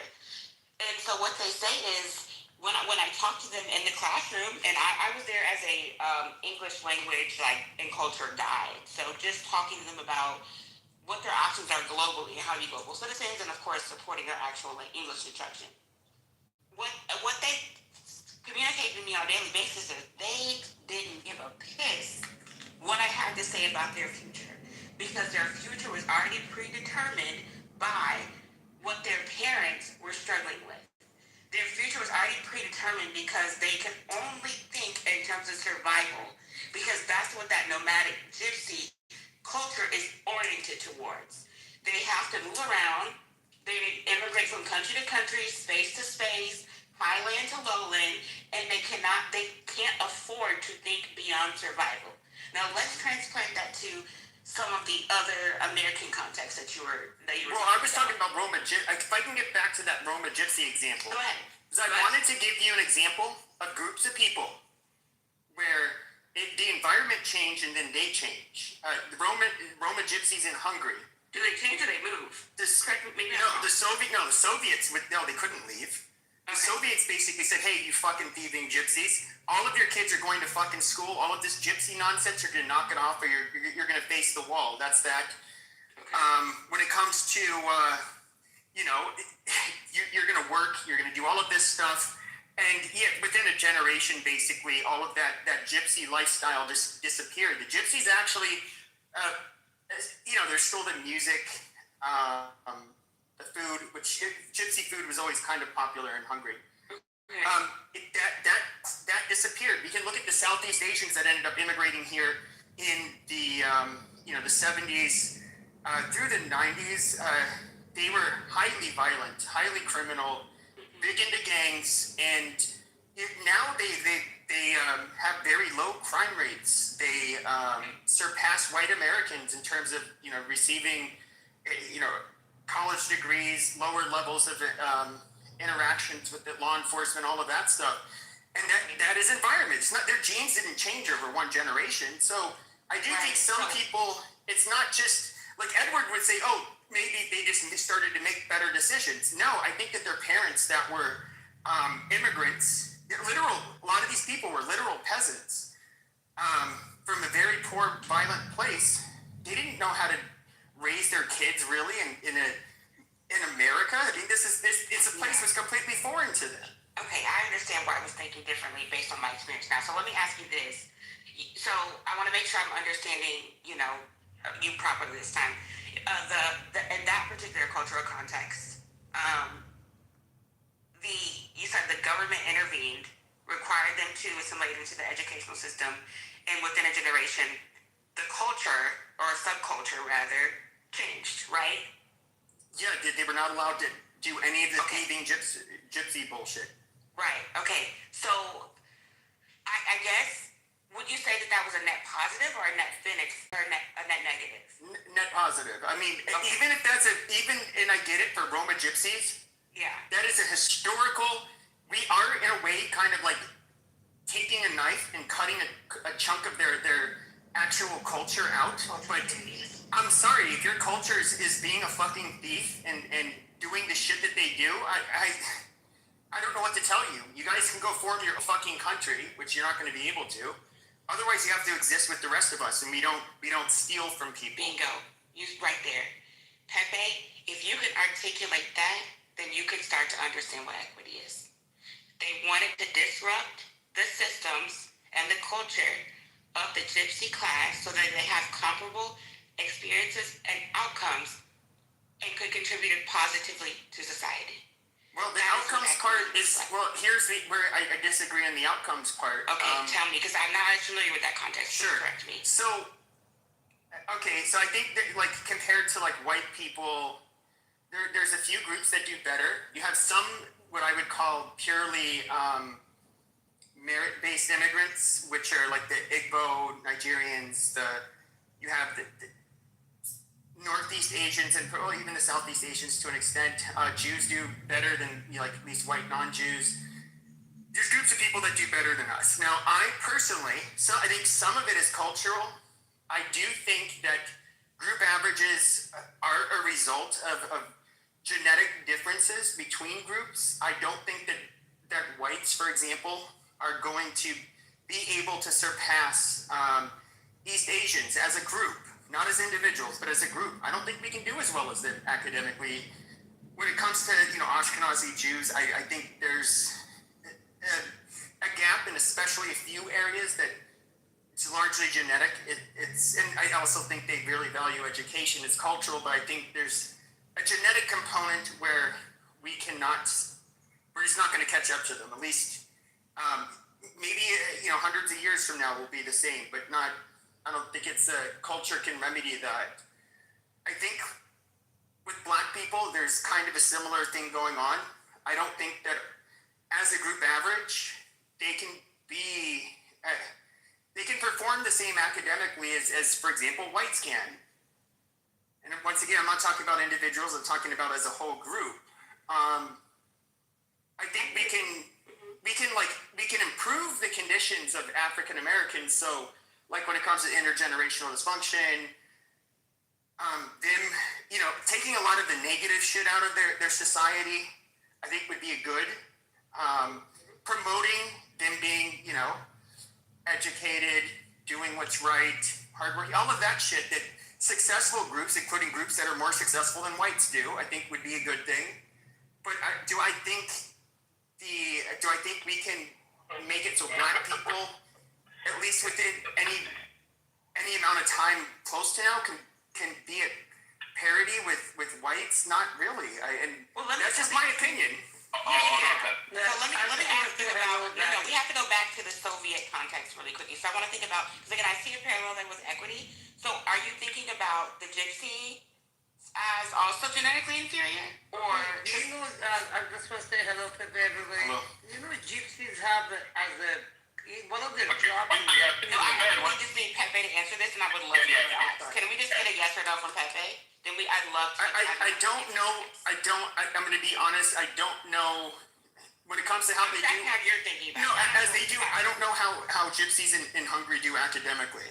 I just know that they study criminals. I don't know. Right. And so my follow to that would be I'm going to yield right after this. Would also going to point out that when you ask people outside of the United States, particularly those Eastern Asians that you're talking about that excel academically, when you ask them their perspective about any of their counterparts, so white American, white people in the West. Many times. Okay, so my perspective and my experience has been that they attribute the lack of accomplishment and achievement to a lack of discipline, not to some genetic factor. So is that not the response that you receive when you engage them in their stuff? I've had varying. So like they're just like, I would say, much in a similar fashion that you'll see Westerners. Some of them will say that. Some of them will say that they do think that there's they do believe heredity plays a large role, and they do think that, like, for example, they are smarter than the Vietnamese. Okay, Which can I ask a response do question? you get more?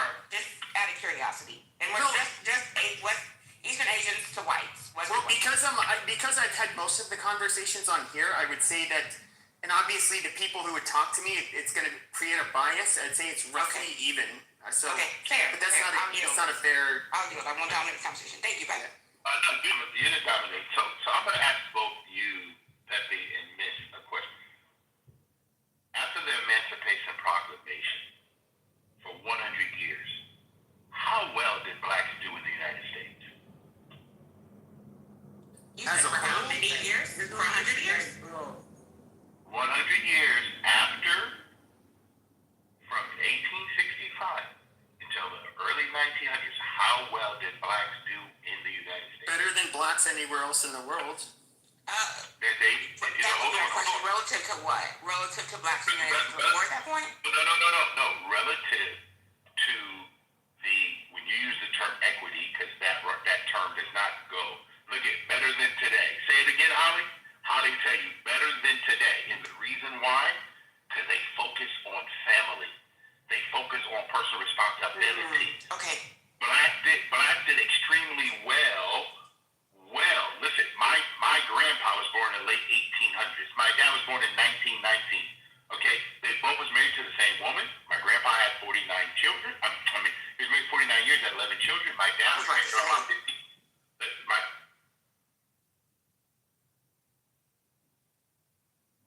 Both served the military. And you know what they did? They served not because they were black. They were just honorable men. And I'm going to keep saying this to you guys.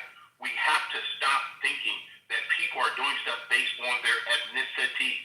People do things based on who they are as individuals. If you don't study, you don't show up on time, you don't do things you're supposed to do, I don't care who you think you are, okay? We have to stop this stuff about, oh, you know what? It's because, no. Listen, both my children are very successful, not just because of their parents, because they did their homework and they studied hard, they bust their butt. But don't you think there's a bias there? Like, the reason why you're talking, when you talk about individuals and individual responsibility, that works on an individual level. But if you were to look at, for example, groups of people and why there's group differences. You up so nice. What? No, one second, B-Mom. Go ahead, Pepe. No, what I was going to say is, though, you see that the group differences between people. Now, I would say even you would agree that, for example, East Asians and people of East Indian descent, how they raise their kids, on average, culturally, their worldview, which extends to how they raise their kids, they take education on average more seriously than, let's say, whites or blacks that were born in America. I would say that is definitely true at a population level. Yeah, Pepe, I don't disagree. Just because a people group focus on something and they spend 9,000 hours more than other people groups doesn't make them smarter. They spend 9,000 hours on a subject that makes them different. Do you understand? I know, because I live in a community where they have Saturday school, and most of the Asians in Orange County go to Saturday school. You know why they go to Saturday school? Because they want their kids to be. They want their kids to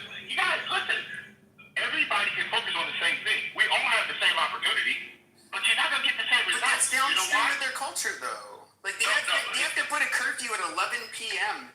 in Asia for these schools. These studying listen to me, schools. Peppy, listen to me. Listen, Peppy. I studied when I was in high school. Okay? I studied when I was in college. And you know what I still do today, 2026? I'm still studying. I'm still learning. I'm doing everything I can in my profession to become the best. That's something is okay? Well, let me finish. No. Someone's speaking right now. Could you wait 1 second a minute? No problem. So all I'm saying to you is this: I just want to make sure that we don't try to make people group. Everyone does not get the benefit of what my wife and I worked on as two people. You talk about individual. There's nothing but individual, guys. Every people group are nothing but a bunch of individuals. And if the individual does not do their individual part, the whole group that thinks they are making it are not going to make it. I'll land on this, Peppy, and answer this question. Peppy, why do they... Can I say something before Pepe answer you? No, you cannot, because I'm an actual... I want him to answer first. Okay? So, Peppy, why do they use the term, a chain is only as strong as its weakest link? Well, because that weakest link will snap first. It will be the worst amongst you. I learned from my mentor. The reason I would say this. Let me just finish. The reason why, Peppy, is because it causes the most tension. I can tell you in every community, no matter who it is, there's a group of people, Peppy, that's going to make choices that they choose that will cause the most tension. But there's other people in the same group that do not cause that kind of tension. You know why? Because they're going to be responsible people. They're going to do what's right. And they're going to pay their bills on time. They're going to do everything they have to do. You know why? Because everyone, I don't care who you are, I don't care who you think you are, I don't care how long your driveway is. You and I have one thing in common, okay? We all have choices. And I choose. I want to answer all your questions, Edward. Can I? Everybody move differently. No, Omid was supposed to go after me. Can we give him a minute? I don't know. That's a If he's winning not a troll. mentality. He was after The me. thing is, the culture of winning, the culture of the success, because they together. If you look at the Jewish community, they all work together. They all help each other. Like a Persian, we hate each other. As soon as one of us gets success, it's gotta be backing him up. I seen that on South Park. Huh? I seen Persians on South Park. They're doing the scissors. Yeah, I'm just trying to make sure something as you could understand the reason that one group of people you want to make a joke like that, okay, whatever. But the reason the Jewish people are success because they help each other. They don't backstab. What the hell?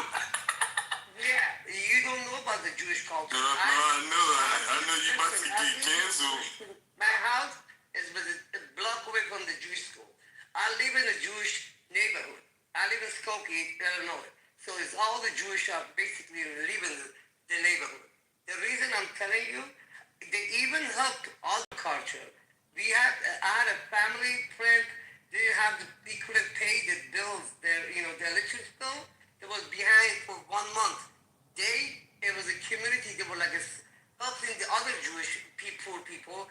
They came and helped this person and the Muslim person. Okay, so even that's what they're talking about, man. No, listen. The reason Garbage. we're not success because we can't be as a one hand. We are separate fingers. Separate finger doesn't work. One hand work way better with separate fingers. Well, I think okay, the Jews are an odd group in the sense that they were so obviously the Romans ended up. No, I'm talking about the Jews, not Israel. The Jews were Fair. They were expelled from Israel, so they went to Africa, Asia, and Europe, and in all of those countries they were absolute minorities. And so, and of course, for mainly religious reasons, they were always, and of course, being of a different religion, even a century ago, let alone 5 centuries ago or 1,500 years ago, was a huge fucking deal. And these people were that would all I would say is that would really suck to be a fucking minority, religious minority in any of these countries really. And so, do I think they've had like centuries of having to kind of support each other, and in a way, it's like a way of persevering as a small minority, because they're still an absolute small minority. But I don't really. I'm trying to think of a group. There's very small groups smaller than them that exist in places like the Middle East. But I mean, to this day, that you don't really have them. You had some in Europe, but that it's not really a problem for them now. But yeah, my country. But I think that Persians, there's like 90 million of you guys in Iran, and I don't know how many millions live outside. But you guys aren't like a super small minority. There's a lot of separation in Iran. The Kurdish, the Turkish, everybody wants to have their own little space, little country, and that's the most problem we have in Iran right now, because they put this separation, they make the brainwash them, so everybody fighting with everybody. So if they're not together, they're not in one group, they always could take advantage of them. That's why they're keeping them always separate. They're keeping them all culture-wise, they brainwash them, and they're keeping them like, they don't let them keep as a one group. Well, yeah, the IRGC, I think we all agree the IRGC sucks. And they super sucks, dog. In JR, when I was sharing one earlier. thing I was want to mention before you start, I'm sorry. The gypsies we're talking about, gypsies have a job as a job. You know this, right? Gypsies is crazy. Yeah, but no, gypsies. That's true. I live with them. We went from talking about Turkish, gypsy, where was going? I'm saying, going back to you gypsies from earlier. Listen, every culture has something bad. Every culture. Yo, you have ADHD, man. Like, seriously. Yeah, you guys are fighting. Okay, they have their own religion. All right, admit. So this for JR in this, what I was sharing earlier, you both put an X on the actual comment or statement. So I'd like for both of you to share, what did you decide that you thought I said that was worthy of an X? Sir, I don't remember what you were talking about, because you made a lot of points I disagree with, honestly. We don't have to go. All I want to say is if you're too obedient to the system, you're a slave to capitalism, in my opinion. I mean, even your illustration, the weak link causes the most tension. No, it just cracks under tension. Like, you don't even, nothing you were saying made sense to me, honestly. And, I'm from, a similar background. I had an interesting home life, but in predominantly white towns and institutions. I live and work. You'll be surprised. I actually work for a very conservative organization, a legal advocacy group, one of the biggest ones in the country. If you know what they are, then you know where I work, because it's the biggest in the country. So it's not that I inherently have something against white people or people who consider themselves white adjacent, black elite, whatever you want to call it. I do think, however, sometimes black people, when they consider themselves elite or the one who made it out, they tend to live in some sort of cognitive dissonance. And maybe that cognitive dissonance is because, like you said earlier, you don't have personal experiences with overt racism, whereas I do, and so maybe I can identify that cognitive dissonance a little bit better. But yeah, I just what you're saying just doesn't resonate with me, and I think even your illustrations fall apart as you continue to speak. Basically, she said you were lying. Because the reason why that's the case, Miss, is because that's how you have decided to see the world. No, it's because you talk about your anecdote and your lived experience. So I'm going experience for experience. So don't try to cage me in as though my conversation was lower limited when all you talked about was anecdotes. So I've already conceded that point that we're both very informed by our backgrounds and our perspectives, which again you spoke to quite a bit. Okay. And that's all I can speak to. I can't speak to your anecdotes or anything else. Okay? Exactly. And the reason that's why I didn't have nothing to say while you were talking. But you asked me, so now I'm talking. I understand.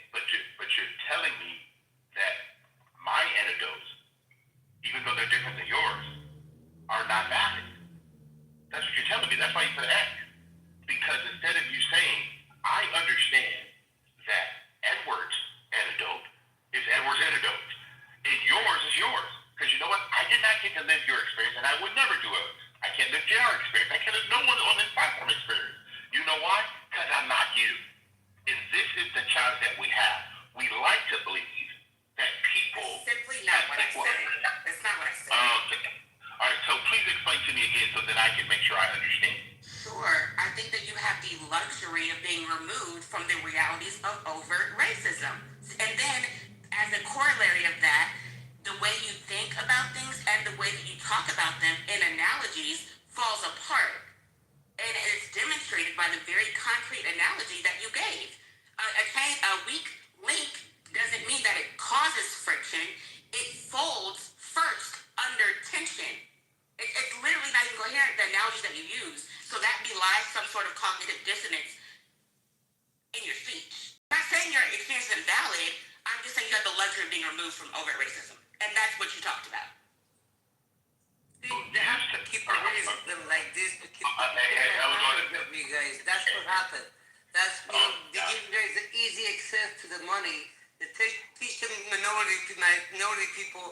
They teach them. I grew up in black neighborhoods all the time. I was working in black neighborhoods for 15 years. That's the only people I was dealing with that was the black people because I was selling cars, cheap cars for, you know, minorities. But the thing is, you guys, they brainwash us in America, I think.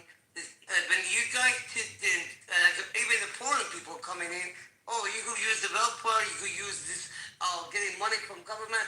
So the way they teach us did not work for our success. When you come here to the country from especially different countries, if you don't start working and you try to be getting money from government, and that way they'll keep you lazy.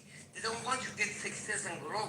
Just to give you like, they give you money. Why the government give you money for not working? You know what I'm saying? Because you, the way, the low level you are, not thinking, oh, easy money coming. Oh, okay, shut up. Yeah, okay. JR, could you go ahead? I'm going to move on, JR. JR, could you share with me why you gave me an X? I'm just curious, that's all. Oh, I even forgot the point, man. I really feel like, okay, if you're more obedient to capitalism, then you're almost like a slave, right? So that's where I was going with that point. Basically, the white people. No, hang on, man. You don't understand this. You got to stop interrupting, bro. Just give us some time. Go ahead. I'm sorry, JR. Yeah, I mean, you could do all the things right, but at the end of the day, you're just following a system, and that system is just making you a little bit of a slave, right?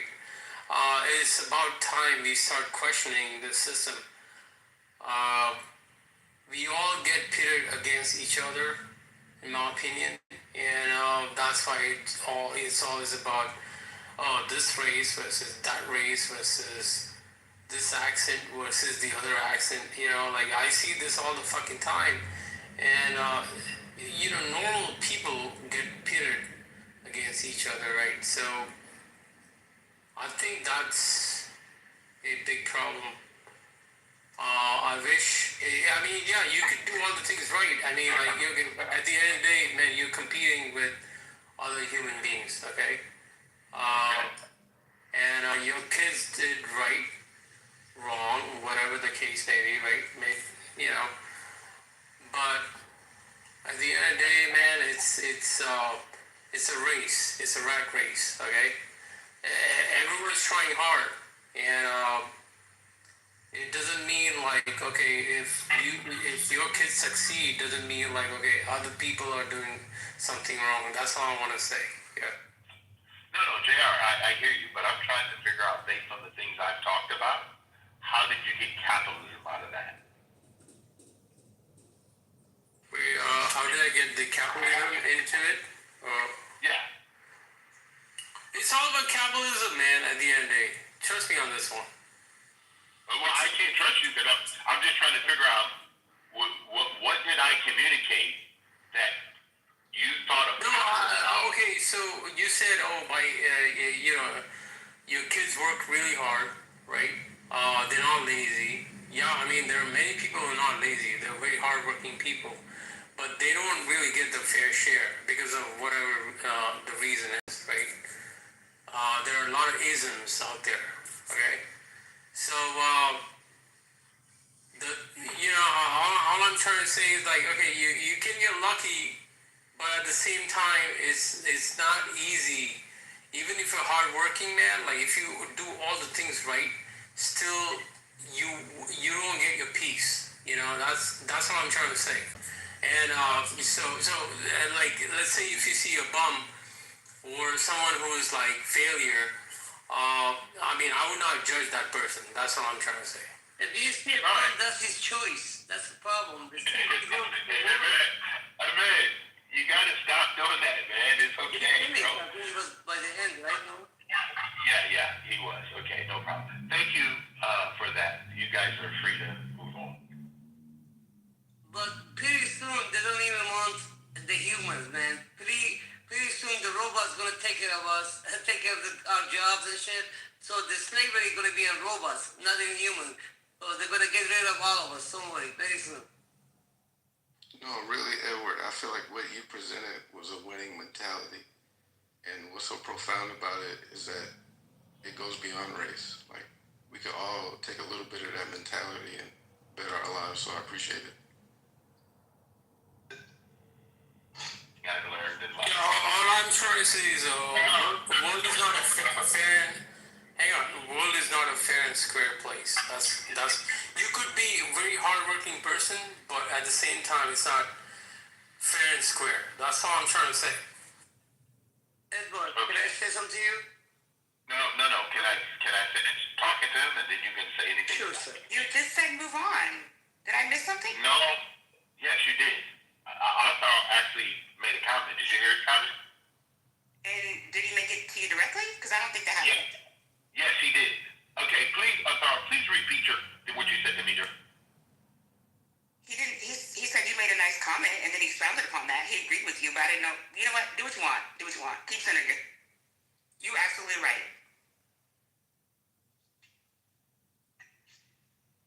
Rob, what do you have against Edward? Because I didn't say anything to you negative. I'm just trying to figure out. I have zero against you. Don't know you. Never met you. I'm not centering myself. I'm asking questions. It's really interesting. I think she thinks you're being a coon. I'm serious. No, you know what? Frankly, I wasn't going to say that, but I do disagree with you fundamentally. But I was excited that you said move on, and I want to hear other voices. But that's again my fault if I was out of turn and you wanted just to respond. You take it away. Go ahead, Victor. I don't even want your ass to go first on.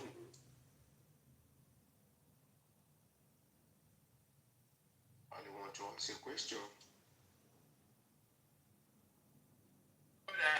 Hello, me? Oh, miss. Yes, sir. That's why I married a white woman, Mr. Edward. Yes.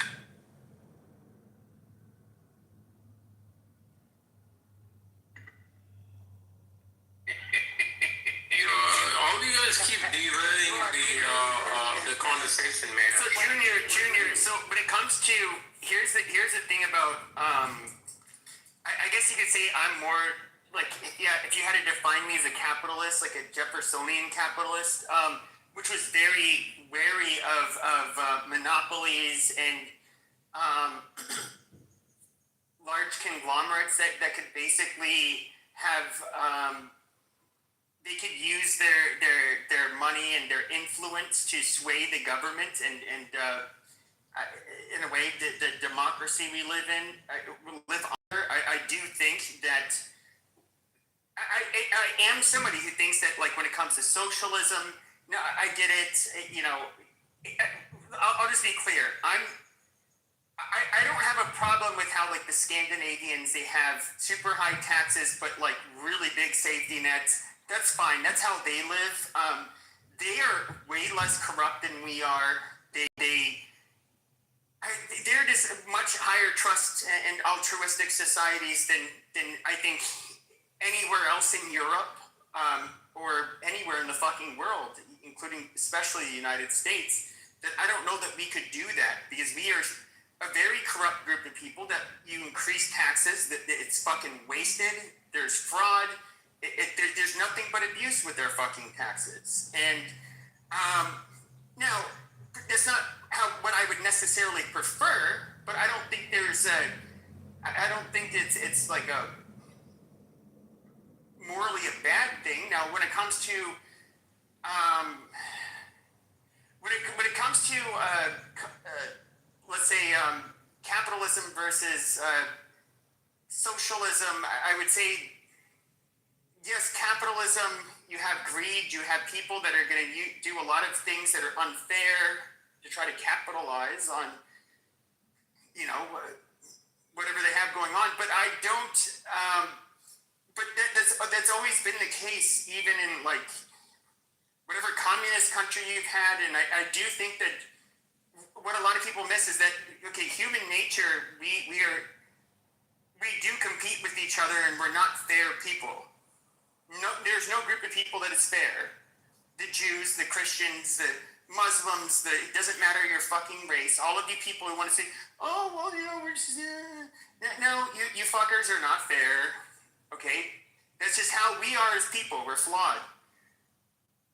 If we look at like what ends up producing the greatest benefit, but is that a bottom line though? Like, is that like, okay, we just accept the system and no, but I mean, it's what we have now, and it's so. I guess my question would be: so that's what we have now. Technologically, we're probably. I mean, think about the level of technological advancements you've seen just in the last 100 years. That's unprecedented throughout human history. What is going to happen even 50 years from now? I don't fucking know. Yeah, they all have iPhones, and I think a lot of people are isolated. There's a lot of depression problems. Suicide rates are going up. But that pales People in comparison don't bond. But that pales, yeah. Go on.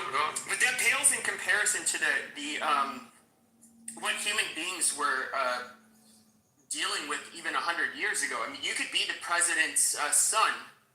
You got a foot infection and you fucking die. There's no antibiotics. You dying of starvation and cholera was the norm throughout most of the fucking world. The average life expectancy in Africa 100 years ago, I think, was in the 30s. Things have changed drastically under a primarily capitalist model. I would say the most violent,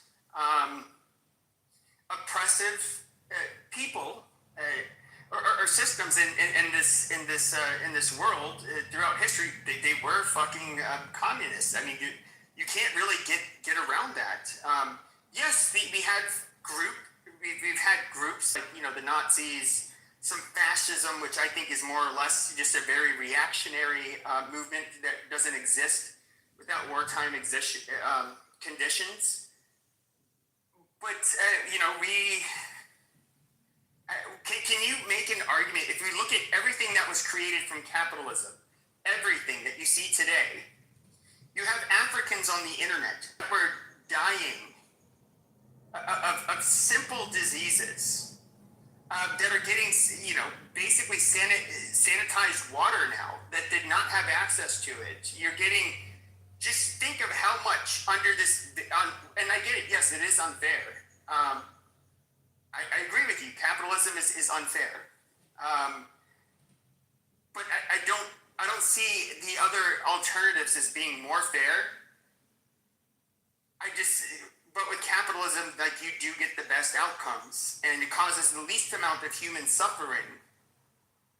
And that's the only reason why communism has been tried time and time again. It's always fucking failed. There's always somebody who thinks they can have another reiteration of it where it's gonna work, and it never works. So why fucking do it?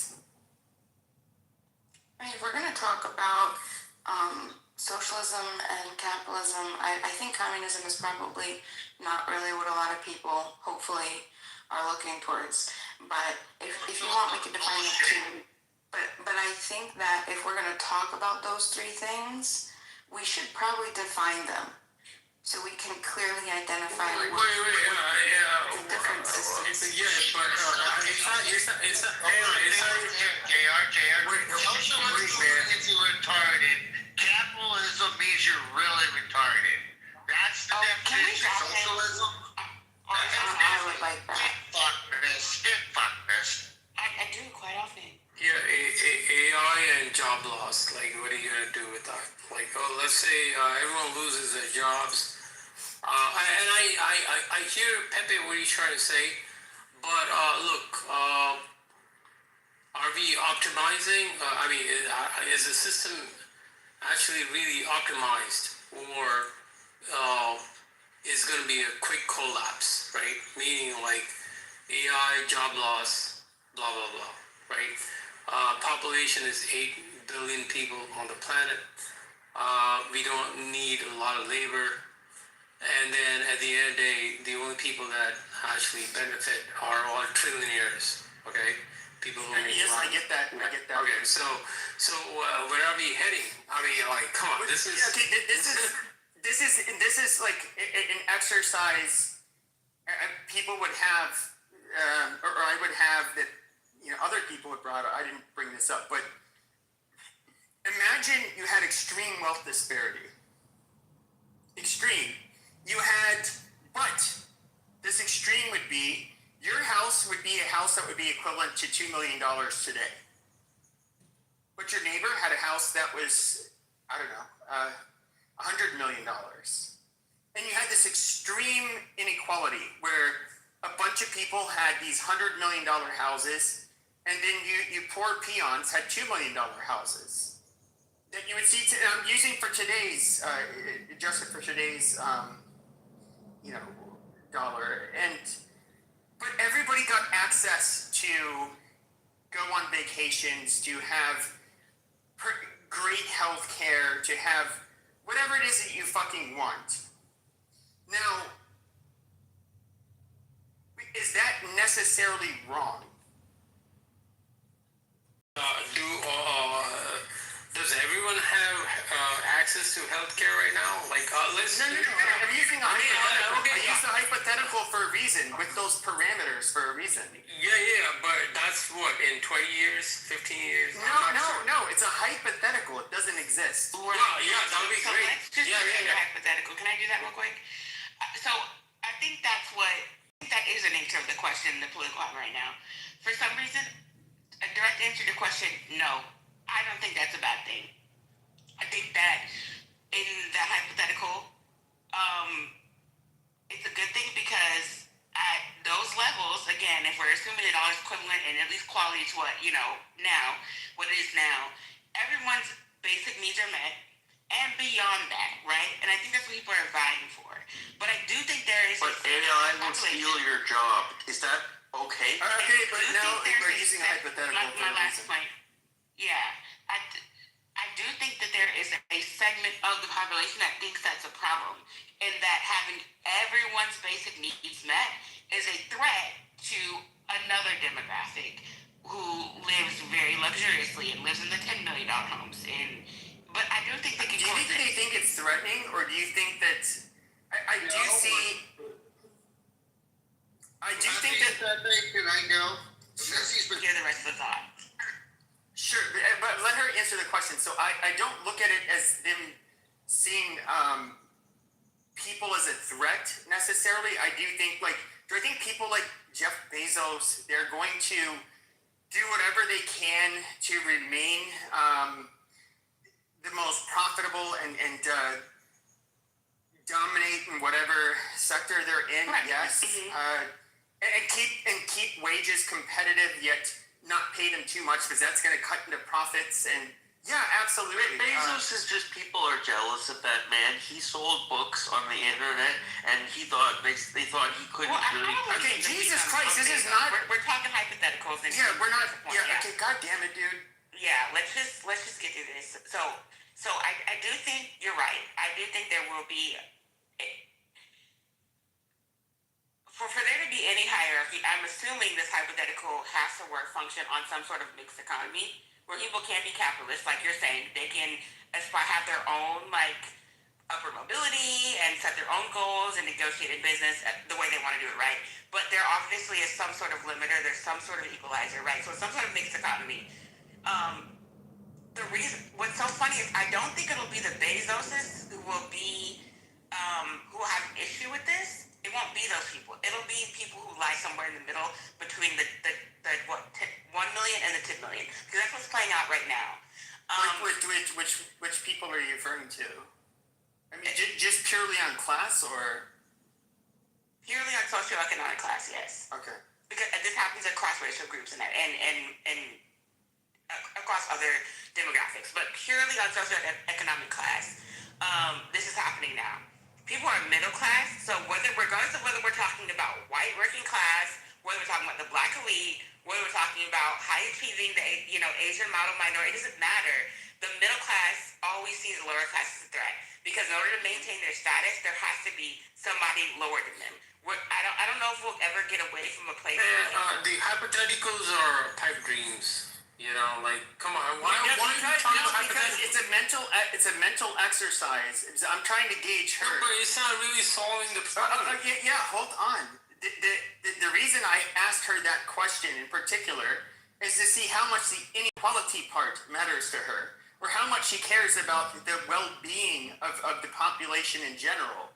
That's why I gave a scenario where everybody's very well off, okay, but there's disparities between the wealth of everybody. That's the only reason why. And yes, obviously they're not going to. Yeah, that's not going to happen. So I think I had more to say, but I think I've answered that. I think that would be a perfectly legitimate and acceptable society. I think the issue now is there are legitimately people who do not have their basic needs met. And I think in a society where everyone has their basic needs met, they have a reasonable quality of life. Because again, we're talking about 1 million now and 10 million now. So everyone has you said they all have access to vacations. I think that's a very reasonable society that I'd be happy to be a part of. Well, I guess here's the question though. So JR has a lot of complaints. Yeah, let's hear from now. But JR, what do you think? What system? What form of system? I'll answer your question, Pepe, before you go to why do you believe that my Wait, no, for JR, just always think proxy server. Why do you believe that my intellectual property should be shared with anyone? I'm not a communist. I don't know what you're talking about. No. You just said equity. You guys want equity. I never said I wanted equity. What are you fucking talking about? Okay. You don't have to swear at me, Pepe. Okay. My bad. See, I'm a Christian man. My bad. No. I never told. I don't know why you keep saying that. You're a typical Christian boomer. Like you're just like don't say those curse words in front of me. No, I didn't say not to him in front of me. Pepe, you cuss every night. Yes, I do. I said don't cuss at me. That's all. It's a big difference. But I was cussing in front of you, to be fair. I wasn't cussing at you. I didn't say, like, fuck you. I just said fuck or something like that. Yeah. Okay, all right. So I'm going to ask the question again. And I know you didn't say it, but you were having a conversation with Miss, okay, about if someone makes, she said $1 million or 10 million, what gives anyone the right to take the money that my wife and I earn in our life and redistribute it to other people? I don't think there's any a God-given man. I don't think like in human nature there's any right. That's socialism. Yeah, so I don't think there's any right that exists. The reason I brought up that whole scenario was it was literally an unrealistic hypothetical. It was just to gauge where her values were, not whether or not either of us thought that was realistic.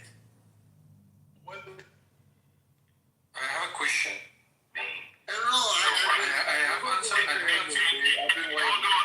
I know you've been waiting, but you could still wait, okay? Because I'm speaking. You're so rude for someone who wants so much respect. But I'm assuming you brought that point up because I did read into I did speculate about what the economic situation might be in order to make that work. But I think Pepe and I realized that was not the central point of either of our arguments. So I'm happy to not argue it like Pepe is. Yeah, I'm not.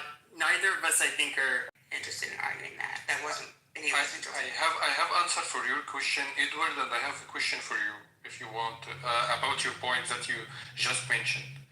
If maybe there is a right.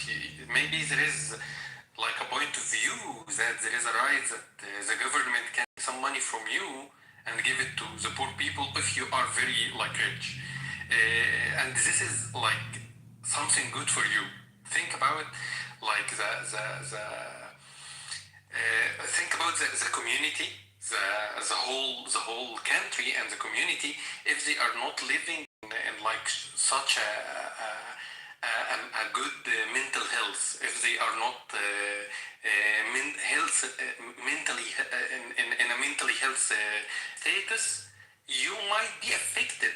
Even if you are rich, you might be affected by poor people who are feeling that they are very poor and they are looking are to their neighbors that they are rich and they cannot live. You might be affected. Your children might be affected. So the government has the right not to take your money, but they should put like some kind of rule to make a minimum like right of life for each one in the country. And this is the responsibility. You already should elect a president and elect a government to do this job, which is everybody has the right to live a good life, so that there will be not a very big gap between somebody who's very rich and another person can't live, just live in the street. What do you do? What do you do? How do you make it so the person? So you understand that like people exist spectrum. So you can have you literally have people that you can have like a brilliant, extremely brilliant sibling. Let's say it's your sister. Yeah, and then you can be around average intelligence, but then for whatever reason you have another sister that is, she's like 80 IQ. Kind of hard to do anything with that, and I don't mean this in. I'm not mean this in like in a mean way, but literally. I get your point. Yeah, and so like, okay, so what do you do with the 80 IQ person that wants to? Obviously, they want to live like everybody else, but no, I didn't say that everybody will be the same, but there will be a minimum of limit. Everybody should have like a good life, but some people, if they are smart and they are very active and they are working very hard, they should be more rich than other people. That's normal. I didn't say that we will how much divide that. How? It depends. It will be a spectrum also, but not like now. Do you think the government now is? I have another question for you and Edward. Do you think the government now? I'm waiting. One second, Stevie. 1 second. Do you think the government now is caring about the people, caring about how the people is living to be living in a good life, or what do you think the government now? They only care so much as they only care, in my personal opinion, they only care so much as it will affect their voters and whether or not they'll vote for them. So they care about if the people will be silent. If they are just silent, just don't protest or don't turn against them. That's it. Even if they the system is not working right now, man. Hold on. So how do you pronounce your name, sir? Ziad. It's written in Arabic. Let me check. Yeah, Ziad. In my username, you can call it Ziad. Okay, Ziad. Okay. So I'm gonna ask you a question. Okay. Do you think that the government have my interest in mind more than I do? I can't tell this. I can't answer something around you, but I can give the answer in average. I can maybe about you yourself, or on average about the people in the country. No. I'm gonna be very specific. Do you think that a government anywhere mind better than Edward? I didn't get your question clearly. Let me say it again. Do you think I have my interest in mind better than someone else that don't know me? Do you think there's some person out there who think they know Edward and know what's best for Edward better than Edward? Edward, okay, I get your question from the first time, but you change it in the second time. Okay, your question is you ask about yourself, personally yourself. Yes, correct. The government don't care about you, Edward. You're just one person in millions of people. I know, but hold on. I live in the United States. And we have something that says we hold these truths to be self-evident. Self-evident. My mayor in the city I live in, the sheriff, my congresswoman, because I have a congresswoman, okay? The governor of the state of California does not have Edward's best interest in mind more than Edward. So I personally believe that our founding fathers made it very clear for Edward to make sure that I keep the government out of my life to the best of my ability. Edward, I want you to finish, but you don't. No, you can wait. You can wait. I have a constitutional federal fucking republic, though. Like that is where we are empowered for the government to represent us. Stevie, interrupt a lot. Yeah, I don't know why you guys believe in your mind that there's someone who has your interest in mind better than you. Nobody does. Nobody does. But the government, in average, one second, miss. On average, what the fuck you calling this? What the fuck? Oh shit! No. My name is Miss, y'all. My name is What's your name? Yeah. Happy Myra. Miss, I almost got on someone's ass earlier for saying Miss. I was like, oh wait, that's. Fuck that. Hey, Pepe, I would take that.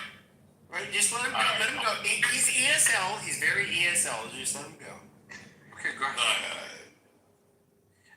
Okay, Edward, I get your point, and I agree because mostly some people are just joking about my accent in the chat, but it's fine. Edward, I get your point, and I think maybe you think that way because maybe mostly because you think you are smart and you think that you have you can understand your life, understand yourself very well. But on average, Edward, some people are much less than you in thinking and how they manage their life. And there is some people also maybe better than you. So on average, the government should have the job to take care about the people. Ziad, would you say that Edward acts like he knows Ziad, yes or no? Do you think that Edward acts like he's an expert on everything? Don't answer that, Ziad. No, nobody is expert in anything. No, I agree, but he's a know-it-all, right? Well, I would like to chime in, Pepe, if you don't mind. You ask a million. I would like to chime in. So I would like to bring up a good. No, Hold on, let's. Steppy's been wanting to go forever, and then Miss will go. Then Miss will go. Be calm, Steppy. Jeez, trying to fucking talk around here, fucking. Anyways, dude, the problem is when you talk about lower class, middle class, everybody likes to talk about lower class. Well, the problem is, I'm going to tell you how I see it. Listen, if you're a poor individual and you're complaining that you don't have money, check yourself. Check how you spend your money. Go out and get at your job. Don't blame the fucking economy. Don't blame your dead-end job. Hold on, my guy. What do you work? I'm just saying. How much you There was a bunch of garbage that I said. I don't really care, JR. The reality is you don't care about poor people. You don't make any sense right now. You don't care about poor people. If there is poor Okay, people, you guys, you don't have to agree with what he's saying. Just let him finish, and then you guys can go after. Well, Miss can go afterwards, and then just whoever else wants to go after that. Yeah, sit down. Put me in the queue. Okay, Ellen. Okay, Ellen, you can go after Miss. Okay. You know, there's a lot of people that don't like what I'm about to say, but the reality is, if you can't manage your fucking money, then it's your problem. It's not the government's problem. And the other thing is, why should I have any of my hard-earned income that I went out and I put the work for go to someone else that makes bad fucking decisions in their life choices? If they have too many kids, guess what? Close your legs or wear a fucking condom. It's not my responsibility to fucking take care of you for your decisions. You know, You sound gay right now. okay, cool. Fucking, you know, we can hook up later. If you have an accident, and have like some like disability, We can hook up later. I'm just saying. Guys, shut the fuck up. So we're trying to get to him.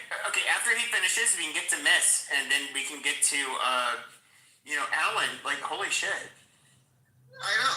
Dude, I'm just, like, I agree with Edward. Why should anything that I work for have to be taken out any more than already is? Socialism is bullshit, in my opinion. It is. And hopefully nobody here is smart enough to think that. You sound like a blue-collar worker, man. That's it. I am a blue-collar worker, and I'm proud of it. You know, and why? Because, you know what, that's what runs the world. Blue-collar workers run the fucking world. And the reason why I say that is because we build what most IT and mostly everybody uses. So accept that. Just accept the fact that blue collars are, yes, it's the most underrated work in the world, but yet it's the most profitable. But the reality is, you know, if you're poor, check your finances. Make the adjustments that you need to. And if you have to, better educate yourself or learn a trade. You know, if you're poor, it's because there's a reason. You either battle your money or you make bad decisions. And you can say if you go, well, I live in an area that doesn't fucking pay. Well, guess what? You can move. You know, there's a lot of people, and we see it with foreigners, where they come from nothing. That's what dumb fucks the shit out of me, is a lot of foreigners will come to America with barely anything. I mean, they drain the banks, and they come over here, and they make a great living. I have a lot of foreigners that have left from the Middle East, from Europe, and they literally had just enough in them to get them by for a few months, and they grind like a motherfucker, and after a year, they're living middle-class life. But there are Americans in America that will say, well, I can't do this because McDonald's doesn't fucking pay that much. And then bitch at every middle class or the wealthy because they're holding them back, but yet they like to pop babies. All right, Beaver. But there you guys go. Whether you took anything from it or not, or you guys are enjoying a good laugh, I'm enjoying your guys' rhetoric. So there you. Thank you for your submission. Go ahead, Miss. I'd forgotten half of what I had to say being on that roller coaster ride. But I will say this. I don't think anyone's advocating for the government stealing anything from anybody. I will say this. It was interesting that the Declaration of Independence was quoted because those truths that are self-evident are the inalienable rights that the Declaration acknowledges. And those are life, liberty, and the pursuit of happiness. And when you also look at that in light of the 14th Amendment that discusses citizenship, right? So you were born here, naturalized, domiciled, the jurisdiction of. What was just argued at the Supreme Court, I just watched these oral arguments for myself. Again, I work for the largest legal advocacy group in the country. Not a lawyer, but I'm in that space, okay? They argued that being under the jurisdiction of denotes a reciprocal relation by which your allegiance to the United States and you're ensured the protection thereof. Okay? So part of that is the protections in legislation, all the way back to the Constitution, all the way back to the Declaration of Independence, all that. So the government does have a responsibility to ensure those inalienable rights. And those are life, liberty, and the pursuit of happiness. Someone working at McDonald's who cannot afford basic needs, food, water, clothing, shelter, is a lot less likely to be positioned to pursue happiness without assistance. So I just think that it's interesting that you quoted Edward, the Declaration of Independence, and tried to argue that protects the government from being in your affairs or whatever. And I think it does allow you freedom, of course. But I mean, all this was instituted on no taxation without representation. So if you're under the jurisdiction of your state and your country, which it sounds like you want to take part in, then your argument falls apart, especially when you cite the Declaration of Independence. I forgot what else I wanted to say, but I'll land there. Is it my turn? Can you hear me? Jesus Christ, your mic's loud. Yeah, go ahead, Alan. Rich, shut the fuck up if you get moved to the audience. I was getting complimented. There's no. So I didn't do happiness is not. Yeah. So happiness is not based on money. So get rid of that. Happiness is an internal state, and we are each as adults responsible for our own well-being. There's a certain part of this whole discussion that we're dealing with adults, not children. Adults make their own decisions. They make their own choices. Some of them make good choices. Some of them make bad choices. Your bad choices are not a mortgage on my future or my own financial, physical, or emotional well-being. So let's start with that basic fact.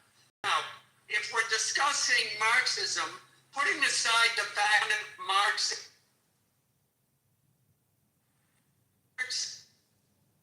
of the 20th century realized that they were losing the battle, so they switched class-based distinction to a race-based. I've always noticed that the people arguing for Marxism You're in the Matrix, Alan.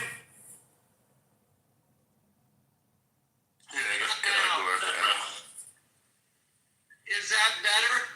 You're better now, but it's conflict. Yeah, that's better. What you're talking about is conflict theory, which I know. Bourgeoisie versus proletariats, and they ended up using that paradigm for everybody else. Yeah, well, I think I was saying, 200 years ago, if you spoke like this, your father would have taken you out, beaten the crap out of you, and made you work 7 days a week for not contributing to the family. This country, and I'll end with this because I don't know how much is being said, this country is based on individual rights, not collective rights. It's that simple. So to keep we will take care of our poor, but using the government to do that is against American ideals, and that's the capitalists, the Marxists want the government to take over. You're absolutely correct. Yeah, you're absolutely correct, and I do think that, look, somebody who is raised Catholic, the people that are the most revered as being the devout Catholic is Mother Teresa. Someone who would just devote their lives selflessly. Of course, a lot of people hate her. Apparently, she did some bad shit. I never really bothered to look into it. But that's what they consider to be a good Catholic. At the end of the day, the world still has to run. You have to have people innovating shit, and they have to be motivated to be good doctors, good pilots, good innovators, all of that shit. And at the end of the day, which makes their lives way fucking better. And so, I do think, I agree with what you're saying, and what I look at, the biggest problem I have is that, like, when you have people like the negative versus positive rights issues that you see with leftists, that would be positive rights. Like, we deserve health care. What quality? There's a level of health care that I can't even come close to affording, and most Americans can't. There's I had all of these positive, which almost always ends up infringing upon the negative rights, which is like we have the right to freedom of speech, to be armed, that kind of shit. And so, like, when I hear a lot of this shit, it's like, oh, we have the right to have access to this. You end up having to take away from somebody else, and I'm thoroughly against that for many reasons. And you're right, we are a very individualistic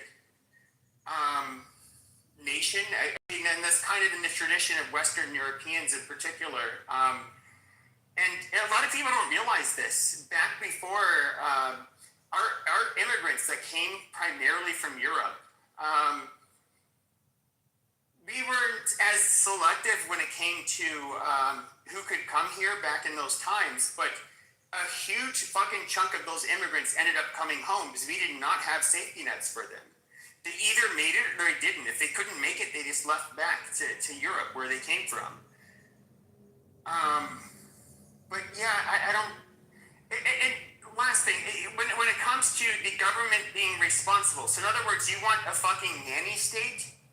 You're basically at that point. It's just like, why would you give the federal government that much power to not only control the money you make, but they can do whatever else? And the person who said that, he said, like, well, it would be better for the average citizen. Oh, okay, so how many freedoms are you willing to curtail for the betterment of the quote unquote average citizen? Like, that is bullshit.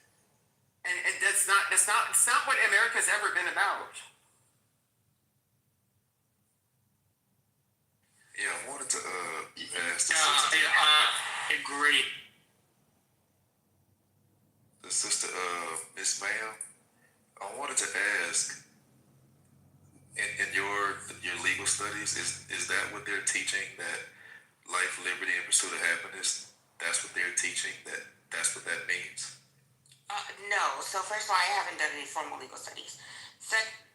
Beyond maybe a freshman in college of civics class, which that's addressed at the high school level. So definitely would have looked at the original language.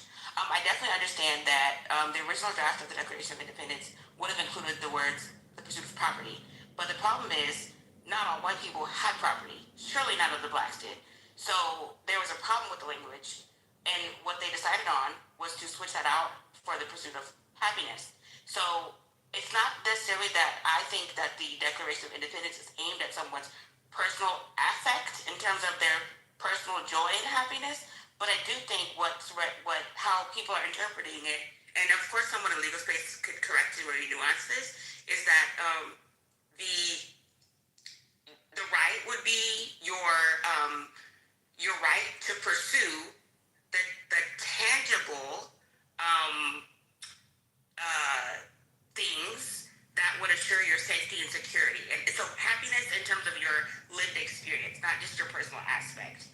And again, that's what's tied more to your tangible things, assets, your quality of life. What about owning firearms? Because that would be one wedge issue on the that a lot of people disagree on the right versus left.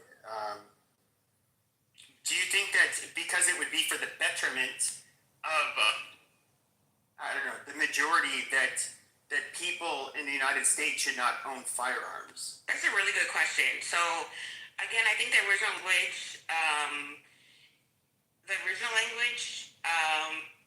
gives the right to bear arms in terms of a militia if it's ever needed to defend people against government, right? So what we have definitely is, as society has advanced, as a little bit different, I think, than what the writers envisioned. But I do think it is consistent with the language. So with that said, I personally, I don't take a stance with pro or. But I'm just curious though. But how do you? Okay, so how can you have a militia if the federal government is in control of what arms the militia can have? Well, that's the thing. I don't think it was ever intended to be the case that the government was in control of a militia made up of the people. It was intended to be that the people had the right to form a militia to defend themselves against federal overreach if it was necessary. Sure, but that would mean you would have to have guns that are not right. That the feds cannot basically say you can't have. Okay, so you want me to answer purely from modern day context, basically, what you're asking me to do? Well, sure. Well, no. I mean, back then, guns killed people. They kill people today. Right. Guns are bad. You know, according to a lot of lefties, and yes, guns do cause a lot of harm. I'm not denying that. But at the end of the day, if we do have these guns to resist against tyranny, how? I mean, you would have to make it so that the feds cannot really dictate whether or not you can have guns, because at the end of the day, you have guns to resist them and to protect yourself, realistically. Right. Yeah, no, I kind of agree. I think it's a touchy issue. I think we're in a really precarious situation where the government is always to restrain, moral evils in terms of keep people back from harming themselves, but also give them the liberties that they rightfully deserve, right? So the government always is a mediator between the best of people and the worst of humanity. And I think what we're tapping into now is the government doing a good job as that type of moral mediator? And of course, people would probably push back on this language, but I think the overwhelming, consensus, right? Well, I don't even know if there is a consensus, but there is an ethos where people want the right to bear arms with no checks in place. And so people would say that the government is trending in the wrong direction in terms of mediating that issue. No, I'm not one of those people who says no checks in place. I do think there are weapons that civilians should not be allowed to own, just because I personally don't trust them with them. The general public with them. I mean, me having negative or negligent discharge into my neighbor's home, that's gonna probably result in me getting my guns taken away, and it will suck. But the chances of somebody dying or getting hit are pretty small. But if I own a shoulder-fired, rocket launcher, and there's a negligent discharge, so that's a whole different story. I do think there should be, some limits. I agree, but I think the reason that we run into problems with that is because if we have the right to bear arms, and if the arms are initially intended to, again, protect personal property and also defend yourself against government overreach, federal overreach, then how far do we allow those checks to go? Because they can't have checks in place so far. That's why there's checks and balances. That's why there's checks and balances. Yeah, there has to be a balance. You're right. There has to be a balance to those checks, because we can't put checks into place so far that people are no longer able to defend themselves against federal overreach. And I think that's what we're worried about now. Pepe, there was a letter that was written to President Jefferson, and it was from these merchants that were running ships, and they kept getting attacked by pirates. And they said, "Hey, is it okay under the Second Amendment? Is it okay for us to have cannon on our ships?" And he said, "Yes." Yes, so we were allowed to own cannons back then, for sure. Yeah. Yeah, but the whole idea, like, we can't have repeater rifles or Gatling guns or select fire weapons. I get it. We have to ask for like tax stamps. Okay, but I mean, should we allow people to make their own nuclear bombs where people were exposed to radiation in making it? Those aren't firearms. Those aren't arms. I mean, I wouldn't consider. Well, no, they are arms. Literally arms. I get what you're saying. They're armaments, yeah, but the nukes, maybe we can make an exception for something like that. They didn't say firearms They unit. said like they basically the Second The right Amendment to meant bear arms. arms, yeah, to defend himself, yeah. Which arms can be anything. I don't know if you get it, like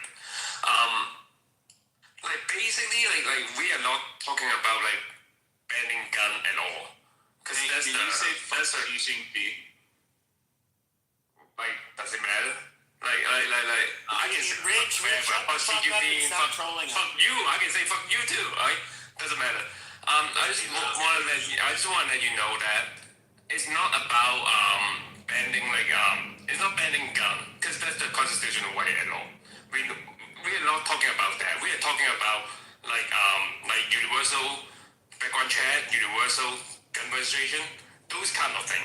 It's more like how we can get a record, get a trace of it, those kind of things. It's almost like a social credit score for Americans. No, it's not social. It's not social credit score. It's like most of the state allow background check before you purchase the gun.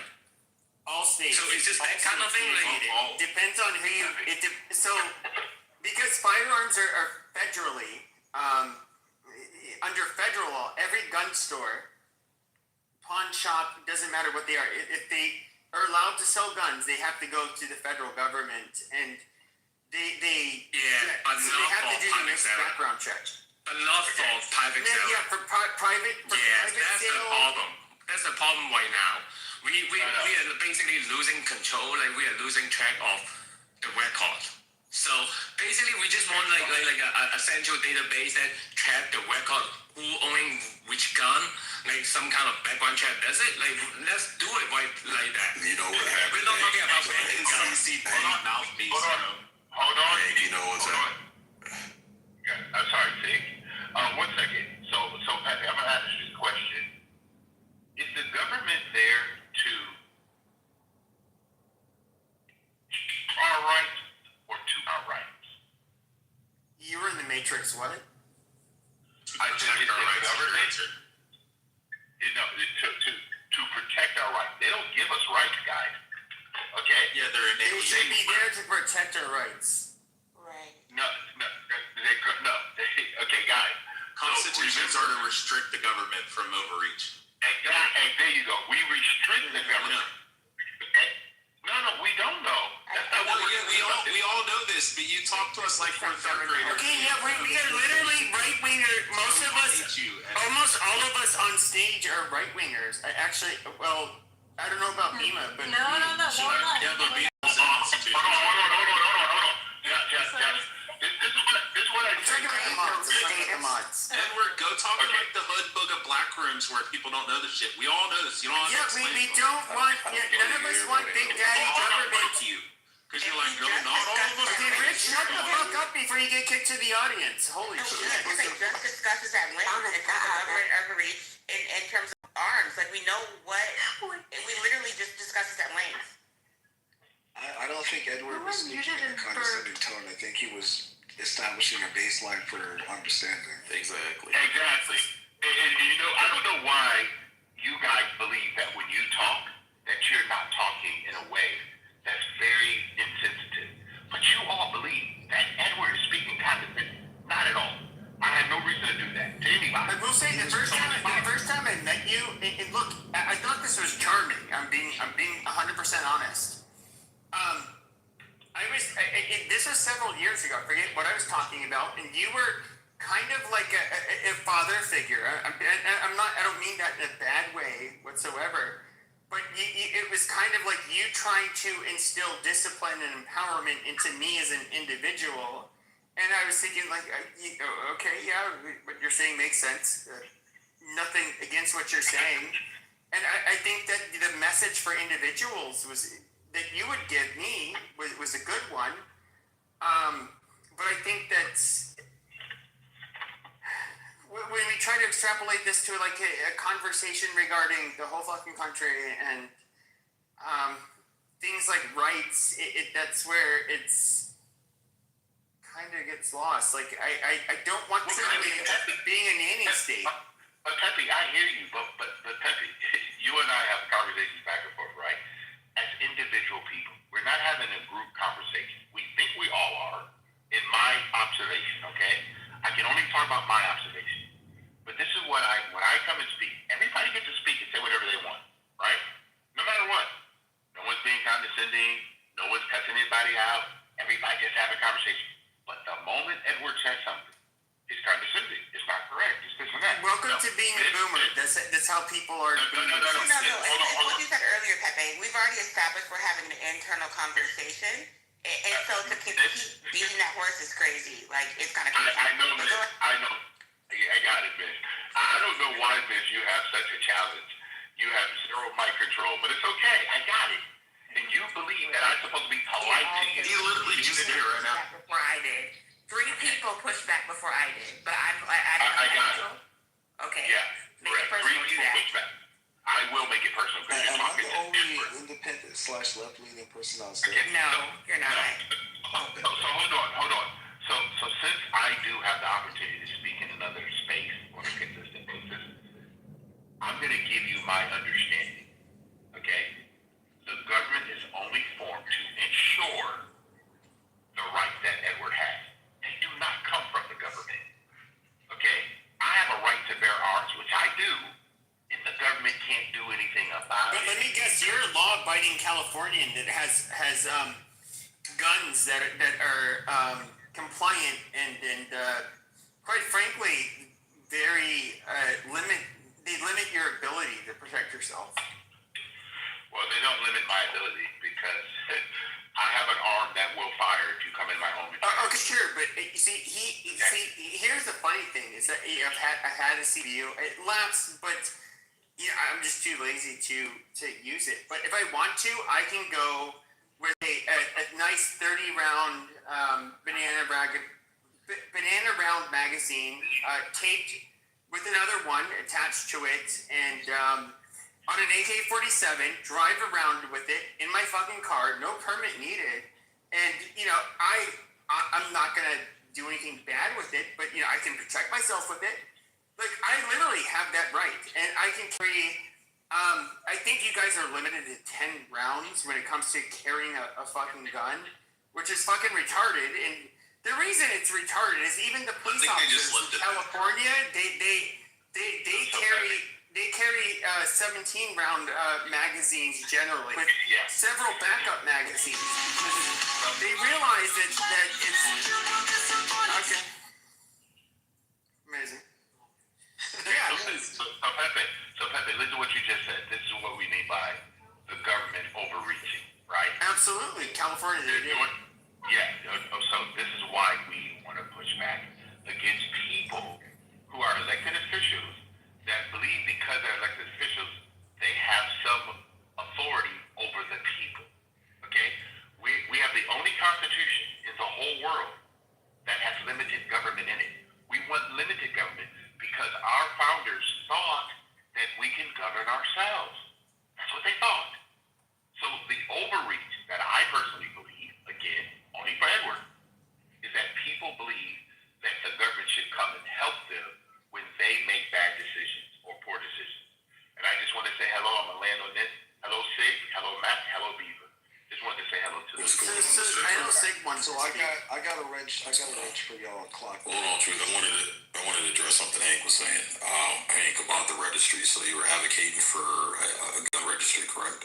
Government sponsored gun registry. Yeah. Basically, I'm agreeing on both like universal gun registry and universal like background check. Okay. Wait, what was he said government. Yes, he's a Chinese communist support. Oh, if he's I'm Chinese. I'm Chinese communist. Yeah. So are you aware? He's so stupid, man. What did he say? He said government. So are you aware of what's going on in Canada right now as we speak with that registry that they drafted into law, Hank? I'm not aware of it. What's going on? Okay, so right now, Canada has a government-sponsored central database for gun owners. They did what's called a mandatory buyback, where the government said, hey, every citizen needs to bring their guns, and we're going to purchase them for whatever price we deem necessary. Whether you pay $2,000 for your gun, or $5 for your gun, we're going to give you the value that we think is adequate. So if you pay $2,000 towards a gun and they wanted to give you $150 Visa gift card or gas card or something, by law you have to do it. They had less than 20% of their residents turn in guns, or it might have been less than 5%. It's below 20%. I know it was a really, really low number. And government was upset. So that central database that they've had for years ago, ordering their police to go door to door based on this registry and now confiscate the guns. And the police is saying, fuck no. Police is saying, fuck no, because now you're pretty much signing us up for a suicide mission. We go knocking on people's doors and demanding the guns. They're going to use those guns against us. So, the central database that you're having for Hank, that this is the reason why governments use it. And every single dictator that we've seen in the past, historically, that handled a central firearm database, this is exactly what they've done with it. They've used it to go door to door to confiscate guns from its citizens. Lex, we don't need the database. It's not going to solve crime. It's not going to, if anything, it's like, first of all, people don't really commit crimes with their legal weapon. That's so fucking rare. That's usually some dude spazzing the fuck out. This was stolen. Come on, man. No. Most of the reason, that's not true. Who just said that's not true? What? Hank is a proud and open supporter of the Chinese. That's fine. Just Can I respond? Yeah. Go ahead. You can check the last couple mass shooting. Most of the last couple mass shooting, they use the gun, the legally purchased. That's not typical gun crime. Most typical gun crime is like arson. I'm talking about mass shooting, man. Look at all those mass shooting. Right, so with mass shooting, hold on, real quick. With mass shooting, sure, you take the gun away. Now they're just going to come up with. I'm not talking about take the gun away, man. I'm talking about universal and universal Asian gun in Tokyo. Listen, if you take their guns away, the people who do mass shootings would just make these or get illegal weapons. I am not talking about owning a gun is a gun away, man. Hang on. Owning a gun is owning a gun. He's saying registry. Wait, owning a gun is a sitting time bomb, man. Why you guys No, it's not. The data shows. Why these guys are giving funded? Hold on. The data shows guns have actually prevented more crime than they cause. A, guns don't cause crime. If that was the case, then countries without guns would have no crime. B, when that crime does occur, how are you supposed to defend you and your family? Garbage.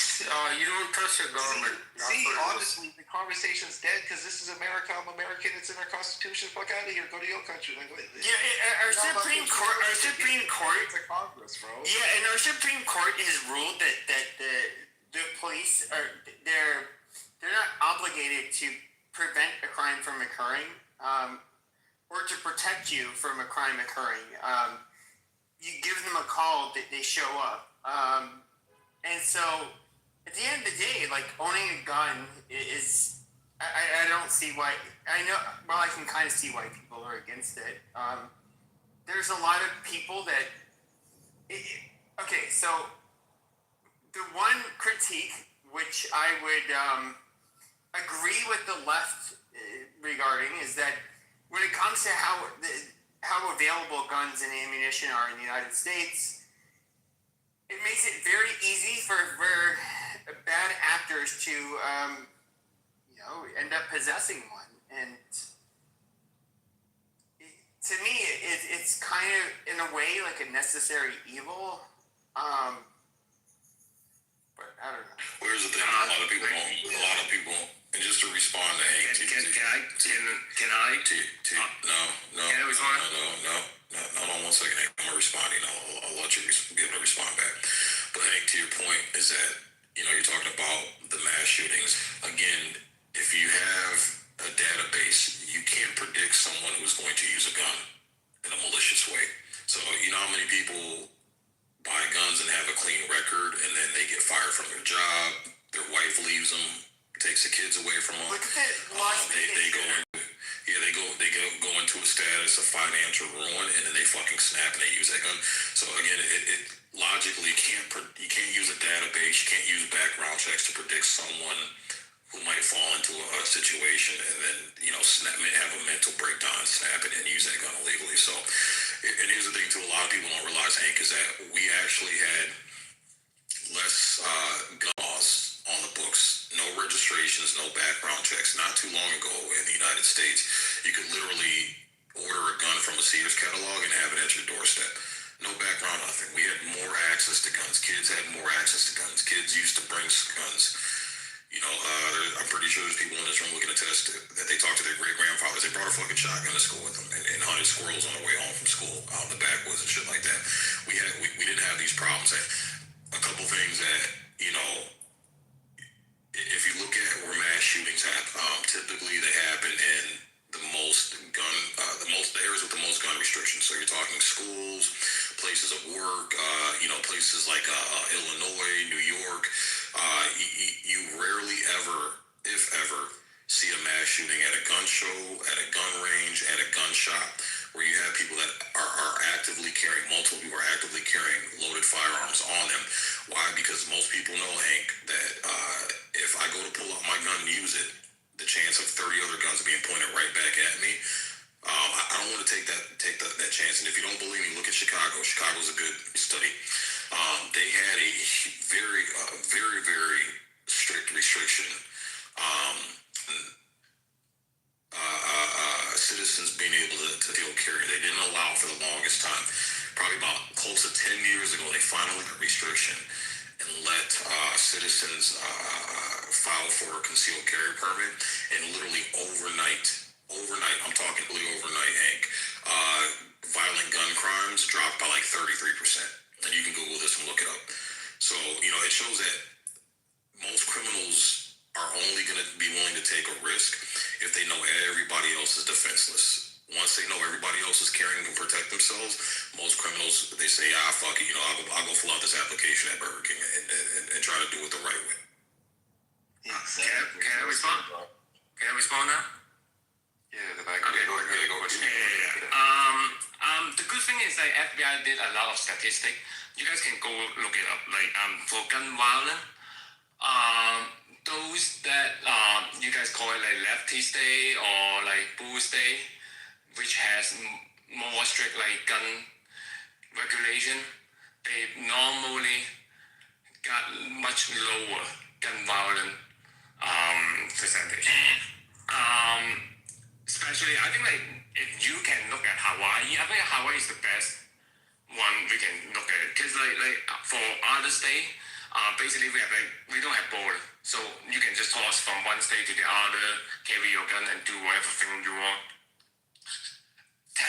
We can look at Hawaii. Hawaii has near like European gun violence. Wait, why? Because like you can't fly into Hawaii or firearm. I don't know. Like if I would like everyone to look at the statistic to see like those that with stricter gun control state normally has much lower. Look at gun violence. Here, I'll challenge you. That's it. Like, I know I'm not gonna change your mind.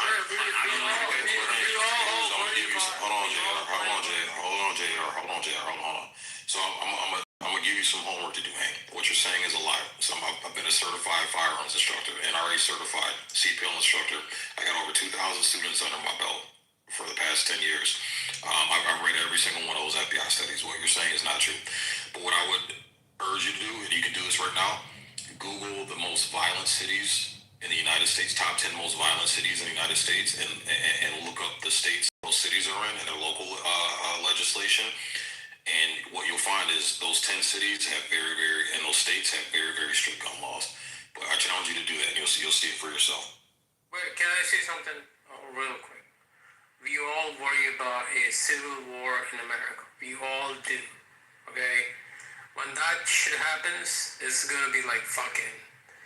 I'm taking a plane. I'm getting the fuck out of here. A civil war. Yeah. A civil war never happened in this country. I don't know. I don't know. The way it looks like, you never know, man.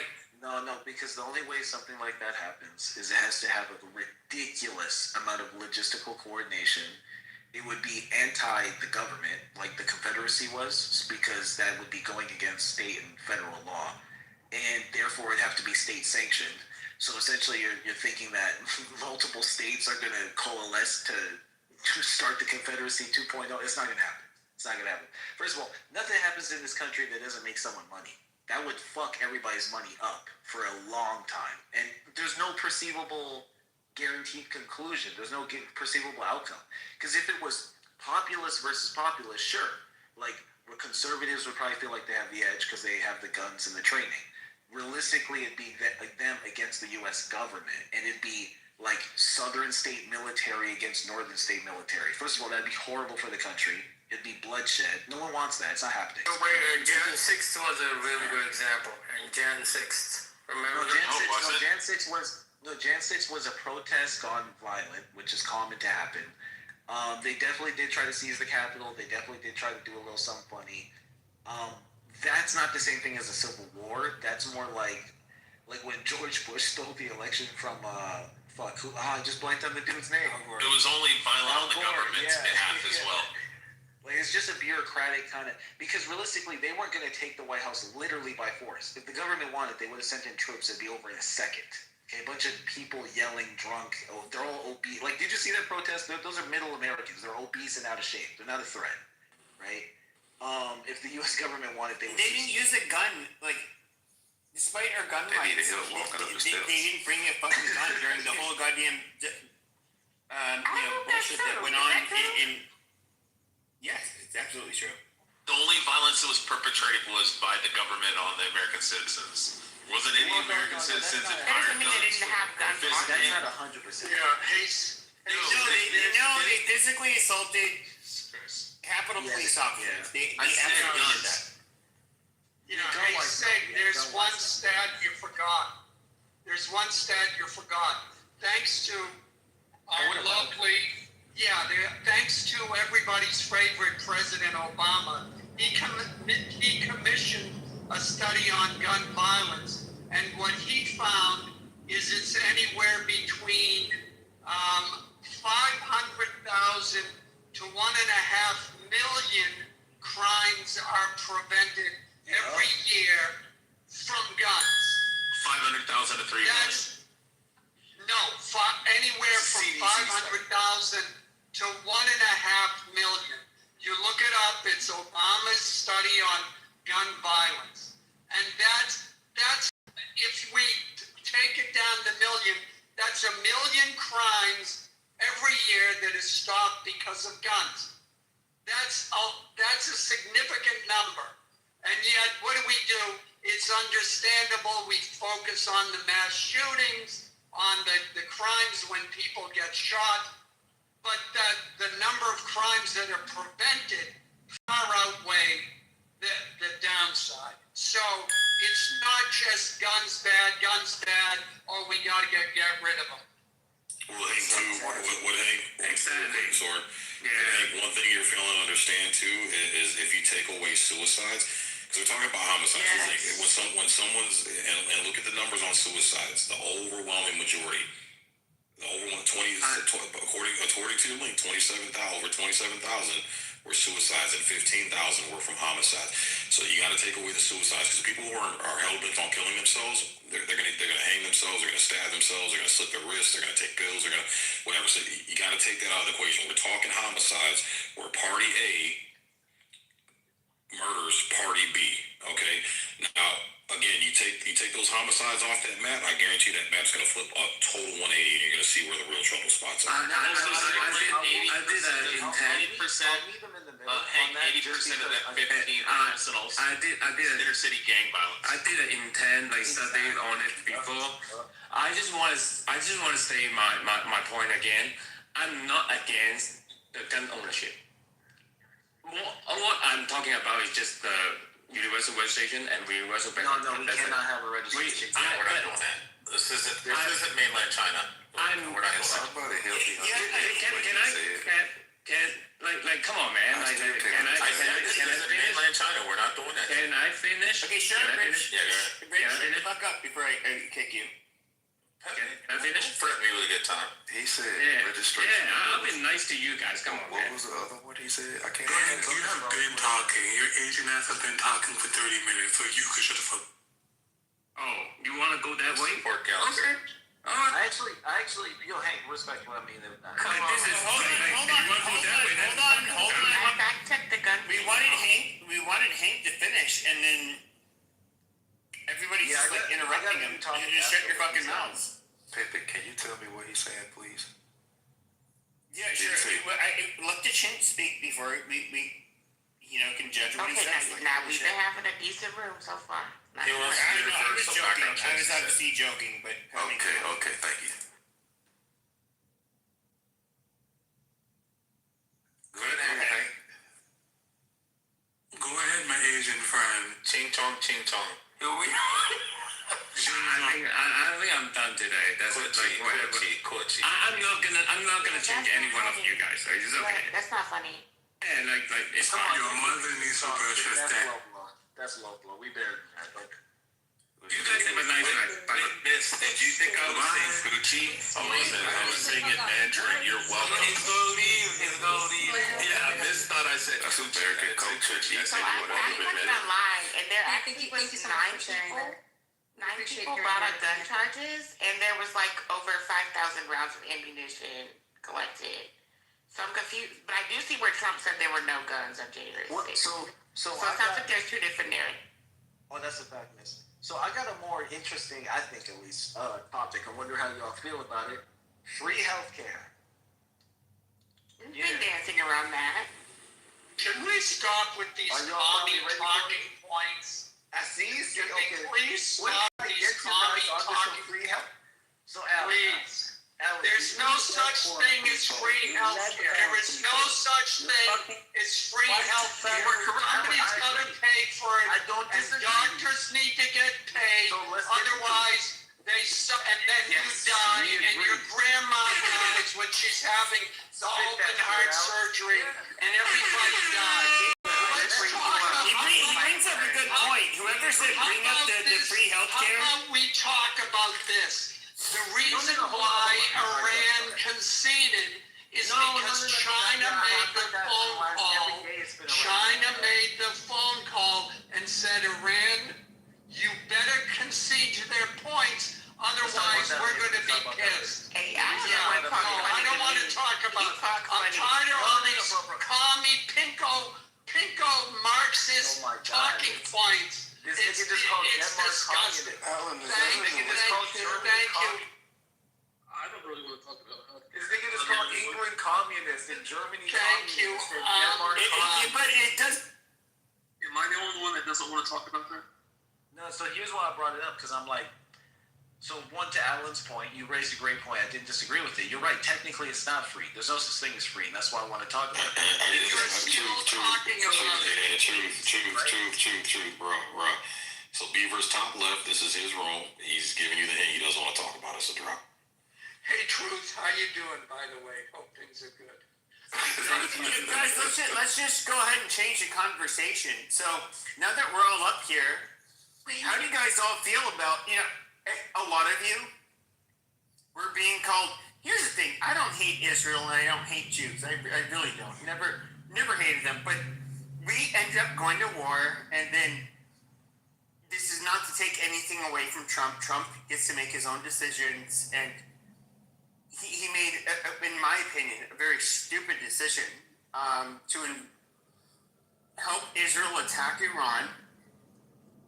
Now, I personally, I don't see how actually change the outcome without having a full-scale invasion, which Americans, they don't have the appetite for it. He knows that his voting base doesn't have the appetite for it. So he ended up, saying like, oh, we won a decisive victory. That's cool. No, but in reality, you didn't. They can shut down the Strait of Hormuz. They can do all of the shit that they're doing. To me, this is why I did not want this to happen. I thought this was like a no-win for America, and so did he when he campaigned in 2016. Remember that shit, bro? I really can't stick with people. But even when it comes to, I mean, to be fair, like, I mean, we had this flawless military operation in Caracas, Venezuela, where we took Nicolas Maduro, into custody, which, he's an absolute piece of fucking shit. A lot of the problems we see in the Western Hemisphere, when it comes to mass migration in particular, he caused the largest humanitarian crisis in the Western Hemisphere. Like, this guy sucks. I do not care for Nicolas Maduro, and I applaud them for how they conducted that operation. But can I just say something? I think America is looking like a bully right now on a world stage, to be honest with you. So, maybe. Yeah, I mean, like, okay, so the bully in the sense that, look, man, at the end of the day, you have to get along with every player on the table, every country, right? I mean, yeah, it is true, because you can't be like, okay, you know what?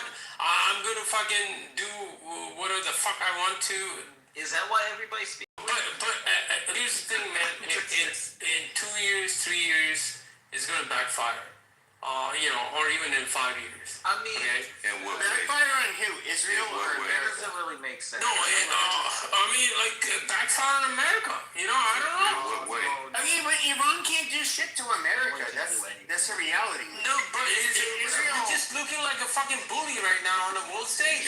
That's right. But, here's the problem. Here's the problem is that you guys want to pretend like, look, I'm against this war.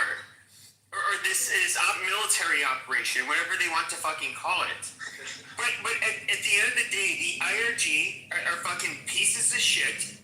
They're horrible people. They're enemies of the United States. There's nothing I can say positive about them.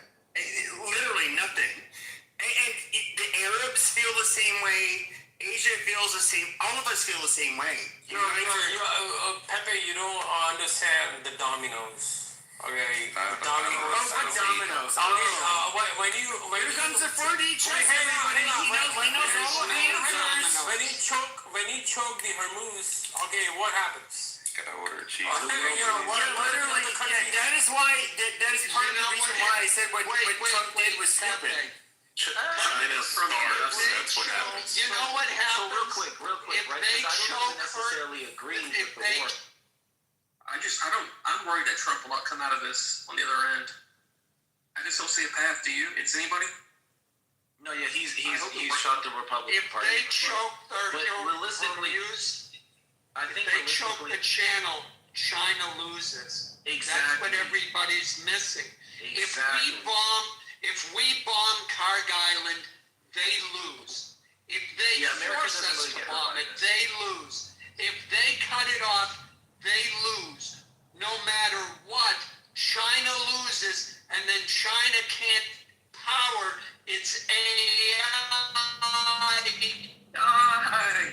Will they know though? Will people realize which is time to beat the Oh yeah. No, they know it now. Our voting populace will know that by the next presidential election. The whole exercise, but at the same time, nah, bro, I think we're fine because between the Western, we already have oil reserves.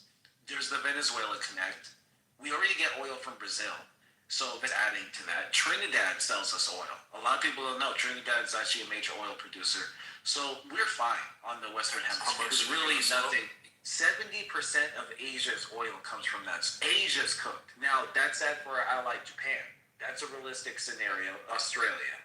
But outside of them, we don't really care about the Asian Pacific. Like that's not our problem. But when you sound so selfish right now, man. No, we do. We do care. No, okay. We can look at the large military presence we have in South Korea, in Japan. Which, by the way, these guys are our allies. South Korea and Japan. No, I'm dead serious. Like, they are our allies, and so. Do we? do we really want to make their lives harder? No, not really. It's not in their best interest. We don't care. Okay, but they're our allies, and I do care. Nah, you don't. Truth, can you stop ankle biting and stop Truth, being you were fucking retarded. Oh my god. 55% of China is. I'm telling you right now, nobody cares about Japan. Look, so there's virtue signaling, which is cute, and we can all do it. And I can say, oh yeah, of course I'm a human with functioning empathy, and I'm not happy to hear about people suffering. I'm being matter of fact. I'm saying people don't care. You don't. That's why it's called virtue signaling. Right? When you wake up and you drink your coffee, you're not like, oh man, those fucking poor Japanese, man. Like, you don't care. Now, if it's in conversation, yes, you can logically conclude that that is an undesirable reality. But when people are talking about geopolitics and these major life events, it's like, no, the average American's not giving a fuck about how the average... the only country that matters. Okay, cool, yeah. It's not JR. It's not about me only focusing on my people and being selfish. It's about me being matter of fact. You can ask me my opinions, and I'm actually a fucking idealist. Fucking Alan just called me a communist. I'm an idealist. I'm being matter of fact, and I'm talking about broader geopolitical consequences. Downstream of hurting China, we're going to hurt Japan. But you can't really hurt China without hurting Japan in regards to fucking global oil levels. Like, what? And when it comes to the West versus Asia, we're fighting for global hegemony. Like, this is a lot on the line. Do you see what I'm saying? What's the connection with China and Japan? In the big scheme of things, when the top guys, when the brass is having these kind of fucking high-level discussions, trust me, they're not losing sleep over Japan suffering. When this much is at stake, we're talking about the next 20 years, the next 50 years. I don't know if you know about China's 100-year plan. So no, we just kicked China in the nuts hardcore. That's part of why we did Venezuela before Iran. That's why he said Cuba's next. And to JR saying, hey, the world's this and that. Look, the world doesn't run on cuteness and niceness. The 50% of the globe's not speaking English because they just love their culture. Like, what are we talking about? The migrants, right? What's the connection? What's the connection with China and Japan that you were talking about? Oh, so 90% of Japan's oil comes from the strait. Something like 70% of China's does. So they're cooked, right? And this is relevant because China is just beginning to become a threat to us, and this is going to kneecap them. I could have sworn it's a lot smaller percentage. And what was the percentage of oil that you said comes from Iran that the Chinese utilize? I think it's no, I might be mixing up numbers, but I think it's 70%. It might be that China gets 55% from the Gulf states, 18% from Iran, 73% total. Thank you. That's what I thought. It was like a super small amount, or not. That's not a small amount. Also, the Gulf states can provide oil to Japan other than the Strait of Hormuz. Nice. But the only one that's really fucked is China. Nice, and that's I see that good news. No, truth. Here's the thing: East India Company was played. That chessboard was played 100 years ago. Trust me on this one. Wait, hang on. The global South. Hang on. The global South knows how the board actually works. Okay, so right now what you have is a problem. You can't be acting like, okay, I'm the only hegemony, and that it doesn't work like that on a world stage. Are you an inebriated? No, wait. I'm just saying, man. Like, come on, you can't be like, oh, I'm the only thing here, and I'm the only, What Delos have you had? Yeah, he's tore up on a scissor. No, unfortunately, it definitely does work like that. Look, if the world ran my way, we'd all sing Kumbaya and praise Christ. But realistically, what's going to happen is factions will compete for resources, which is what always happens. And then the rate of efficiency in that competition will dictate their dominance. That's it. Even the American global reserve currency is largely supported by the petrodollar, which is becoming less relevant in the modern age, hence why we're heading to tokenization. We're going to be tokenizing. Yo, where do you think they'll start ditching dollar to? What the fuck are we going to do? What'd you say? they'll start ditching dollar, man. Like it's not gonna be a dollar. It's not gonna be like a fucking U.S. dollar, right? They move to a different currency at some point. It's possible. So the problem with that is it's not that that's not what the world would like to do and that China's not trying to help the world do that. It's that it's easier said than done, right?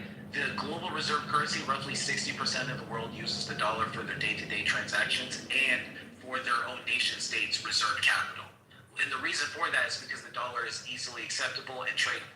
So for me, sure, I can have a ton of money in some currency no one cares about. Where's my incentive to keep it there? I can't go abroad and spend it, no one wants it. What does everybody want? They want a fucking dollar. And so that's such a giant mountain of an established status quo. You don't just overturn that overnight. Look,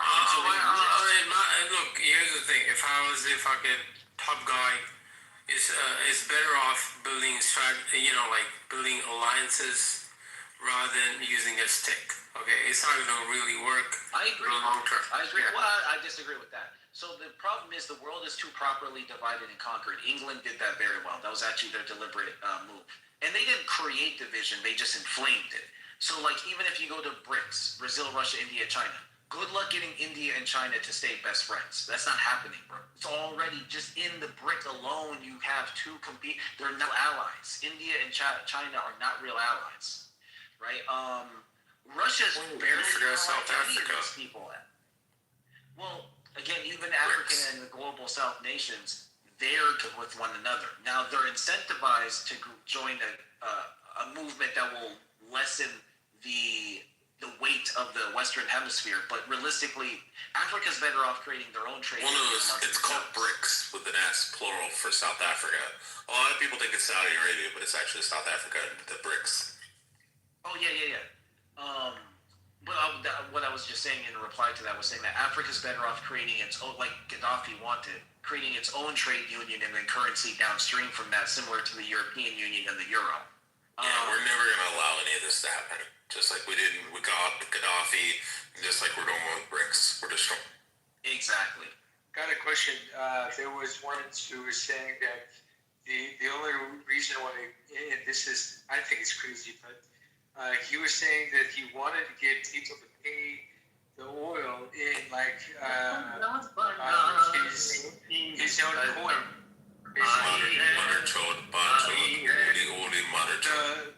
The World Liberty something, whatever his coin is that they're trying to do with, they're trying to make it like a retail POS system kind of thing. Now, I mean, as crazy as that sounds, I don't know if that's even, worth doing on the oil part, but, it's something that it was mentioned, so I don't know. I mean, I didn't know what to think of that, because I was like, that just sounds crazy. I mean, here's the thing. I don't know what truth is smoking on, man. Like, either the kind of dependency you have on the East. Okay, let's just go with fucking Tesla. Okay, Apple computers. The amount of Indian fucking CEOs that run top 7 companies in U.S. You cannot tethered or you cannot. That's by design, bro. That's my design. It's not gonna work. It's not really gonna work. You're in a pipe dream right now. No, it's not gonna work. Microsoft invented. You don't understand what you're saying. So the West is actually really classist and it's sick, right? This is why they don't invest into their own countries and educate their own populace. Instead, they'll go educate foreigners and get them for half price. This is why Microsoft invested into India. This is why we do the joke of the telemarketer calling up going, "Hello, my name is Bob." Right? And it's like, come on. That's not the only thing they do, man. Come on, man. Come on. You get... No, I'm making fun of that. No, wait. You can make fun of the accent, but I know exactly how they work. Trust me on this one. Hang on, man. Here's the thing, right? Some of these people can't do the work that we can, okay? It is 110%. What? No, it is true, bro. You're like, I don't know what world you live in. These Indians are incredibly intelligent. What are you JR, who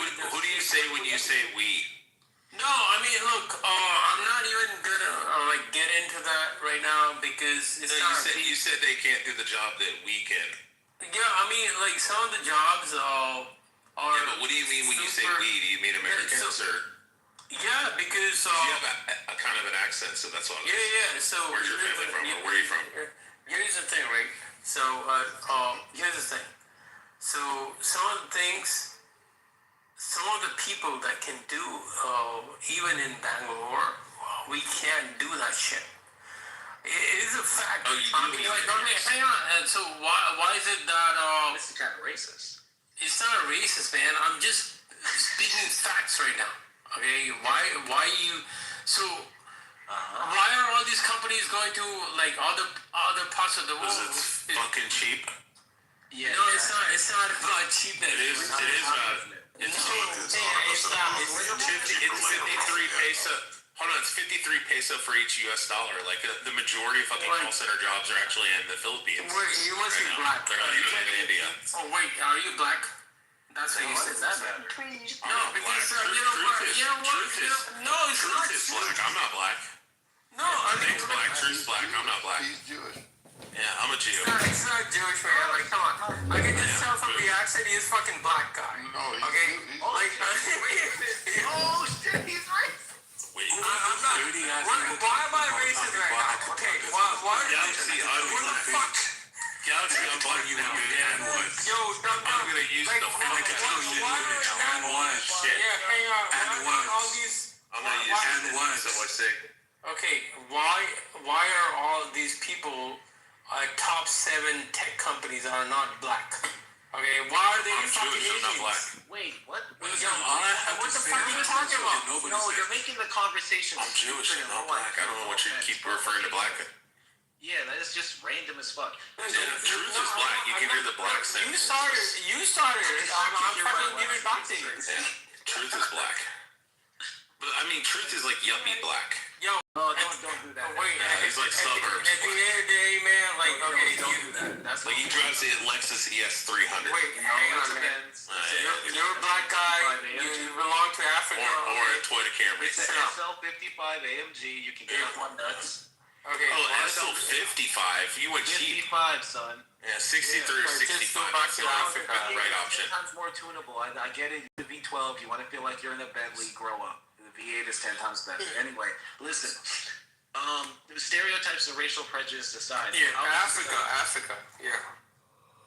Well, no, Africa. So, I mean, truth does sound like he's tethered. no, I'm not. I'm actually pretty radical, but I like that. No, tethered. Like your family's from Africa or the Caribbean. Oh, you meant that? Yeah, the Caribbean. Yeah, there you go. Yeah, that's why he's successful. Fuck off, bro. Oh my That's god. true. Exactly. No, it's not. Yes, no, it it's is. not. No, it's not. I can. Nigerians, and also people from the Caribbean are some of the highest Watch this. money earner blacks. Hold on, Tweety, watch this. And this is one of my most proud. FBA are definitely not. Tweety, when I tell you this story, my right hand is on my heart. Listen, Hold on. Listen, truth, we don't care about anecdotal stories. Don't make me We don't care about anecdotal stories. Don't make me big Mike. When I tell you this We don't story, care about my anecdotal right hand stories. is on my heart and my left hand is on my care about nuts. anecdotal. No, fuck off, nigga. Anyway, my father's My father's father, his father, my great grandfather was shot in a sundown town because he was walking his son, my grandfather, on the sidewalk. The biggest crime there, he was Caribbean? No, you're gonna have to hear this. Was he White Caribbean? man say, "Put your nigger son in the gutter." You're not listening. Was he Caribbean or FBA? He was FBA. It was. Then he deserved it. where this is going, Kick man. the fuck yourself. Anyway, If he was Caribbean, he didn't deserve it. like I was saying, that man, my grandfather, went on to die a multimillionaire. Even though he was orphaned as a black man in Alabama at 8 years old, he went from picking cotton to graduating college at 16. Don't give me this, you gotta be Caribbean to be a black successful person. That's prejudice, it's racist, it's false. Go fuck yourself. You're an actual insult asshole for even saying that. And for you to say that as a J, don't get me started talking about your people.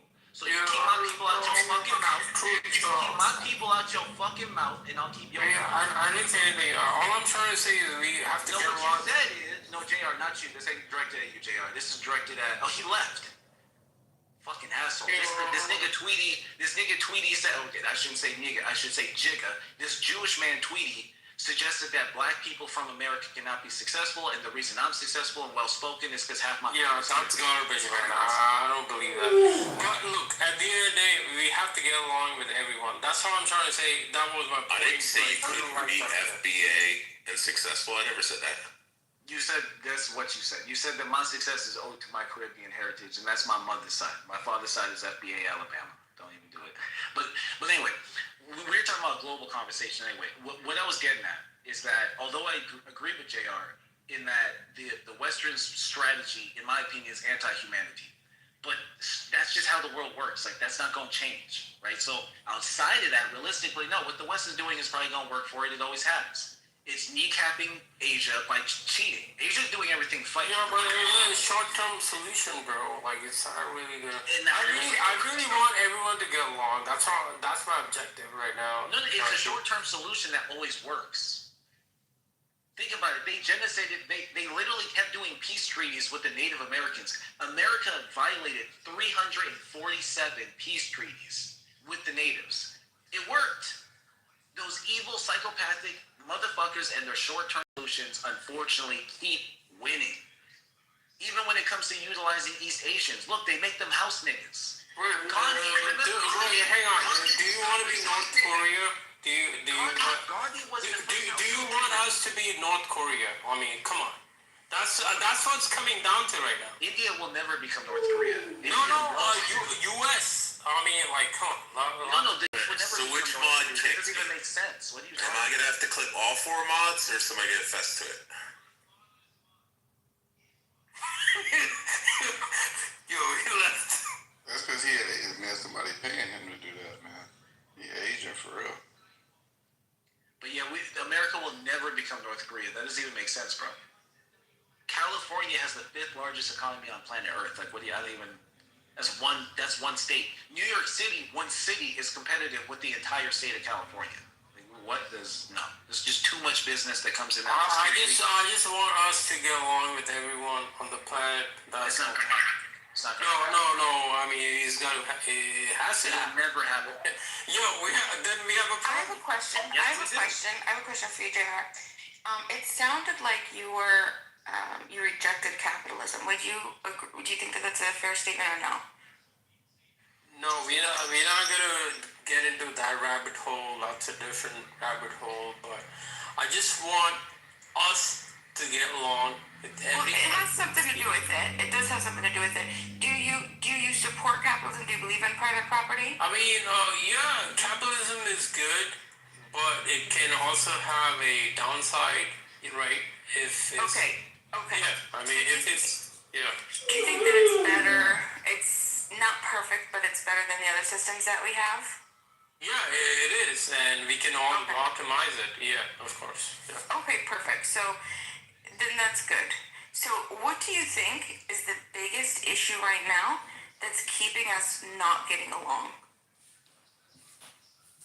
Yo, I think it's the AI is the biggest threat, and I need more principally. Sorry. Hang on, can I just finish, please? Yeah, but I didn't mean that superficially. I meant more principally. Like ultimately the underlying.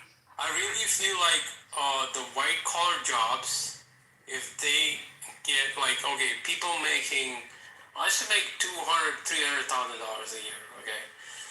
If those kind of jobs get threatened, I mean, I'm telling you for a fact, okay, we'll have a chaos in the country, because like if you're not, I mean, AI is the biggest threat at this point, and I don't know what the fuck are they going to replace that with, to be honest with you. It is going to be a big problem, and global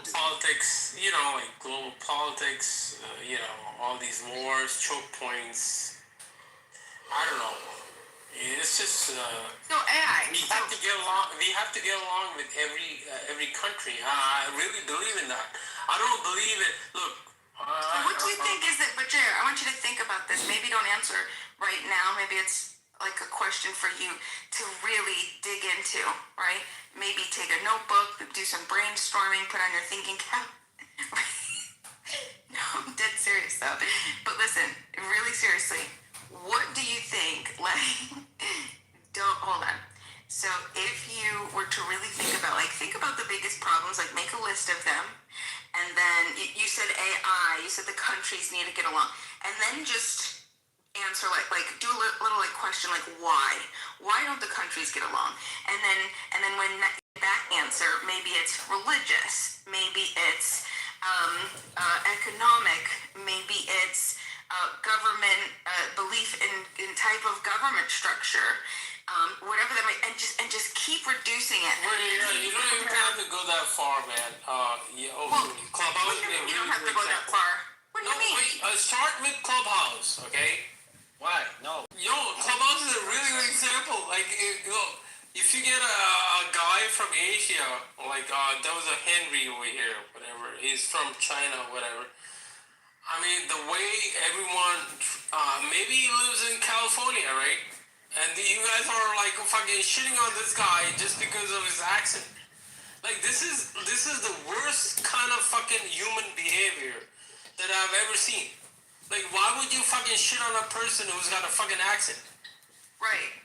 And so what do you think? This is the fucking disgusting thing ever. So hold on. So let's look at that. What do you think is the biggest cause of why somebody? Yeah, let's just start with simple things.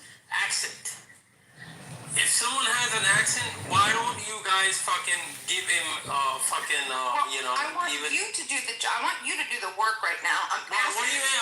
What am I supposed to do? Like, am I like a fucking PM of the whole world? Like, do I run a fucking UN? No, I don't run a UN. It's an exercise. It's an exercise because listen, we want to get down to the foundations. So we in here we're on Clubhouse and we're making fun of people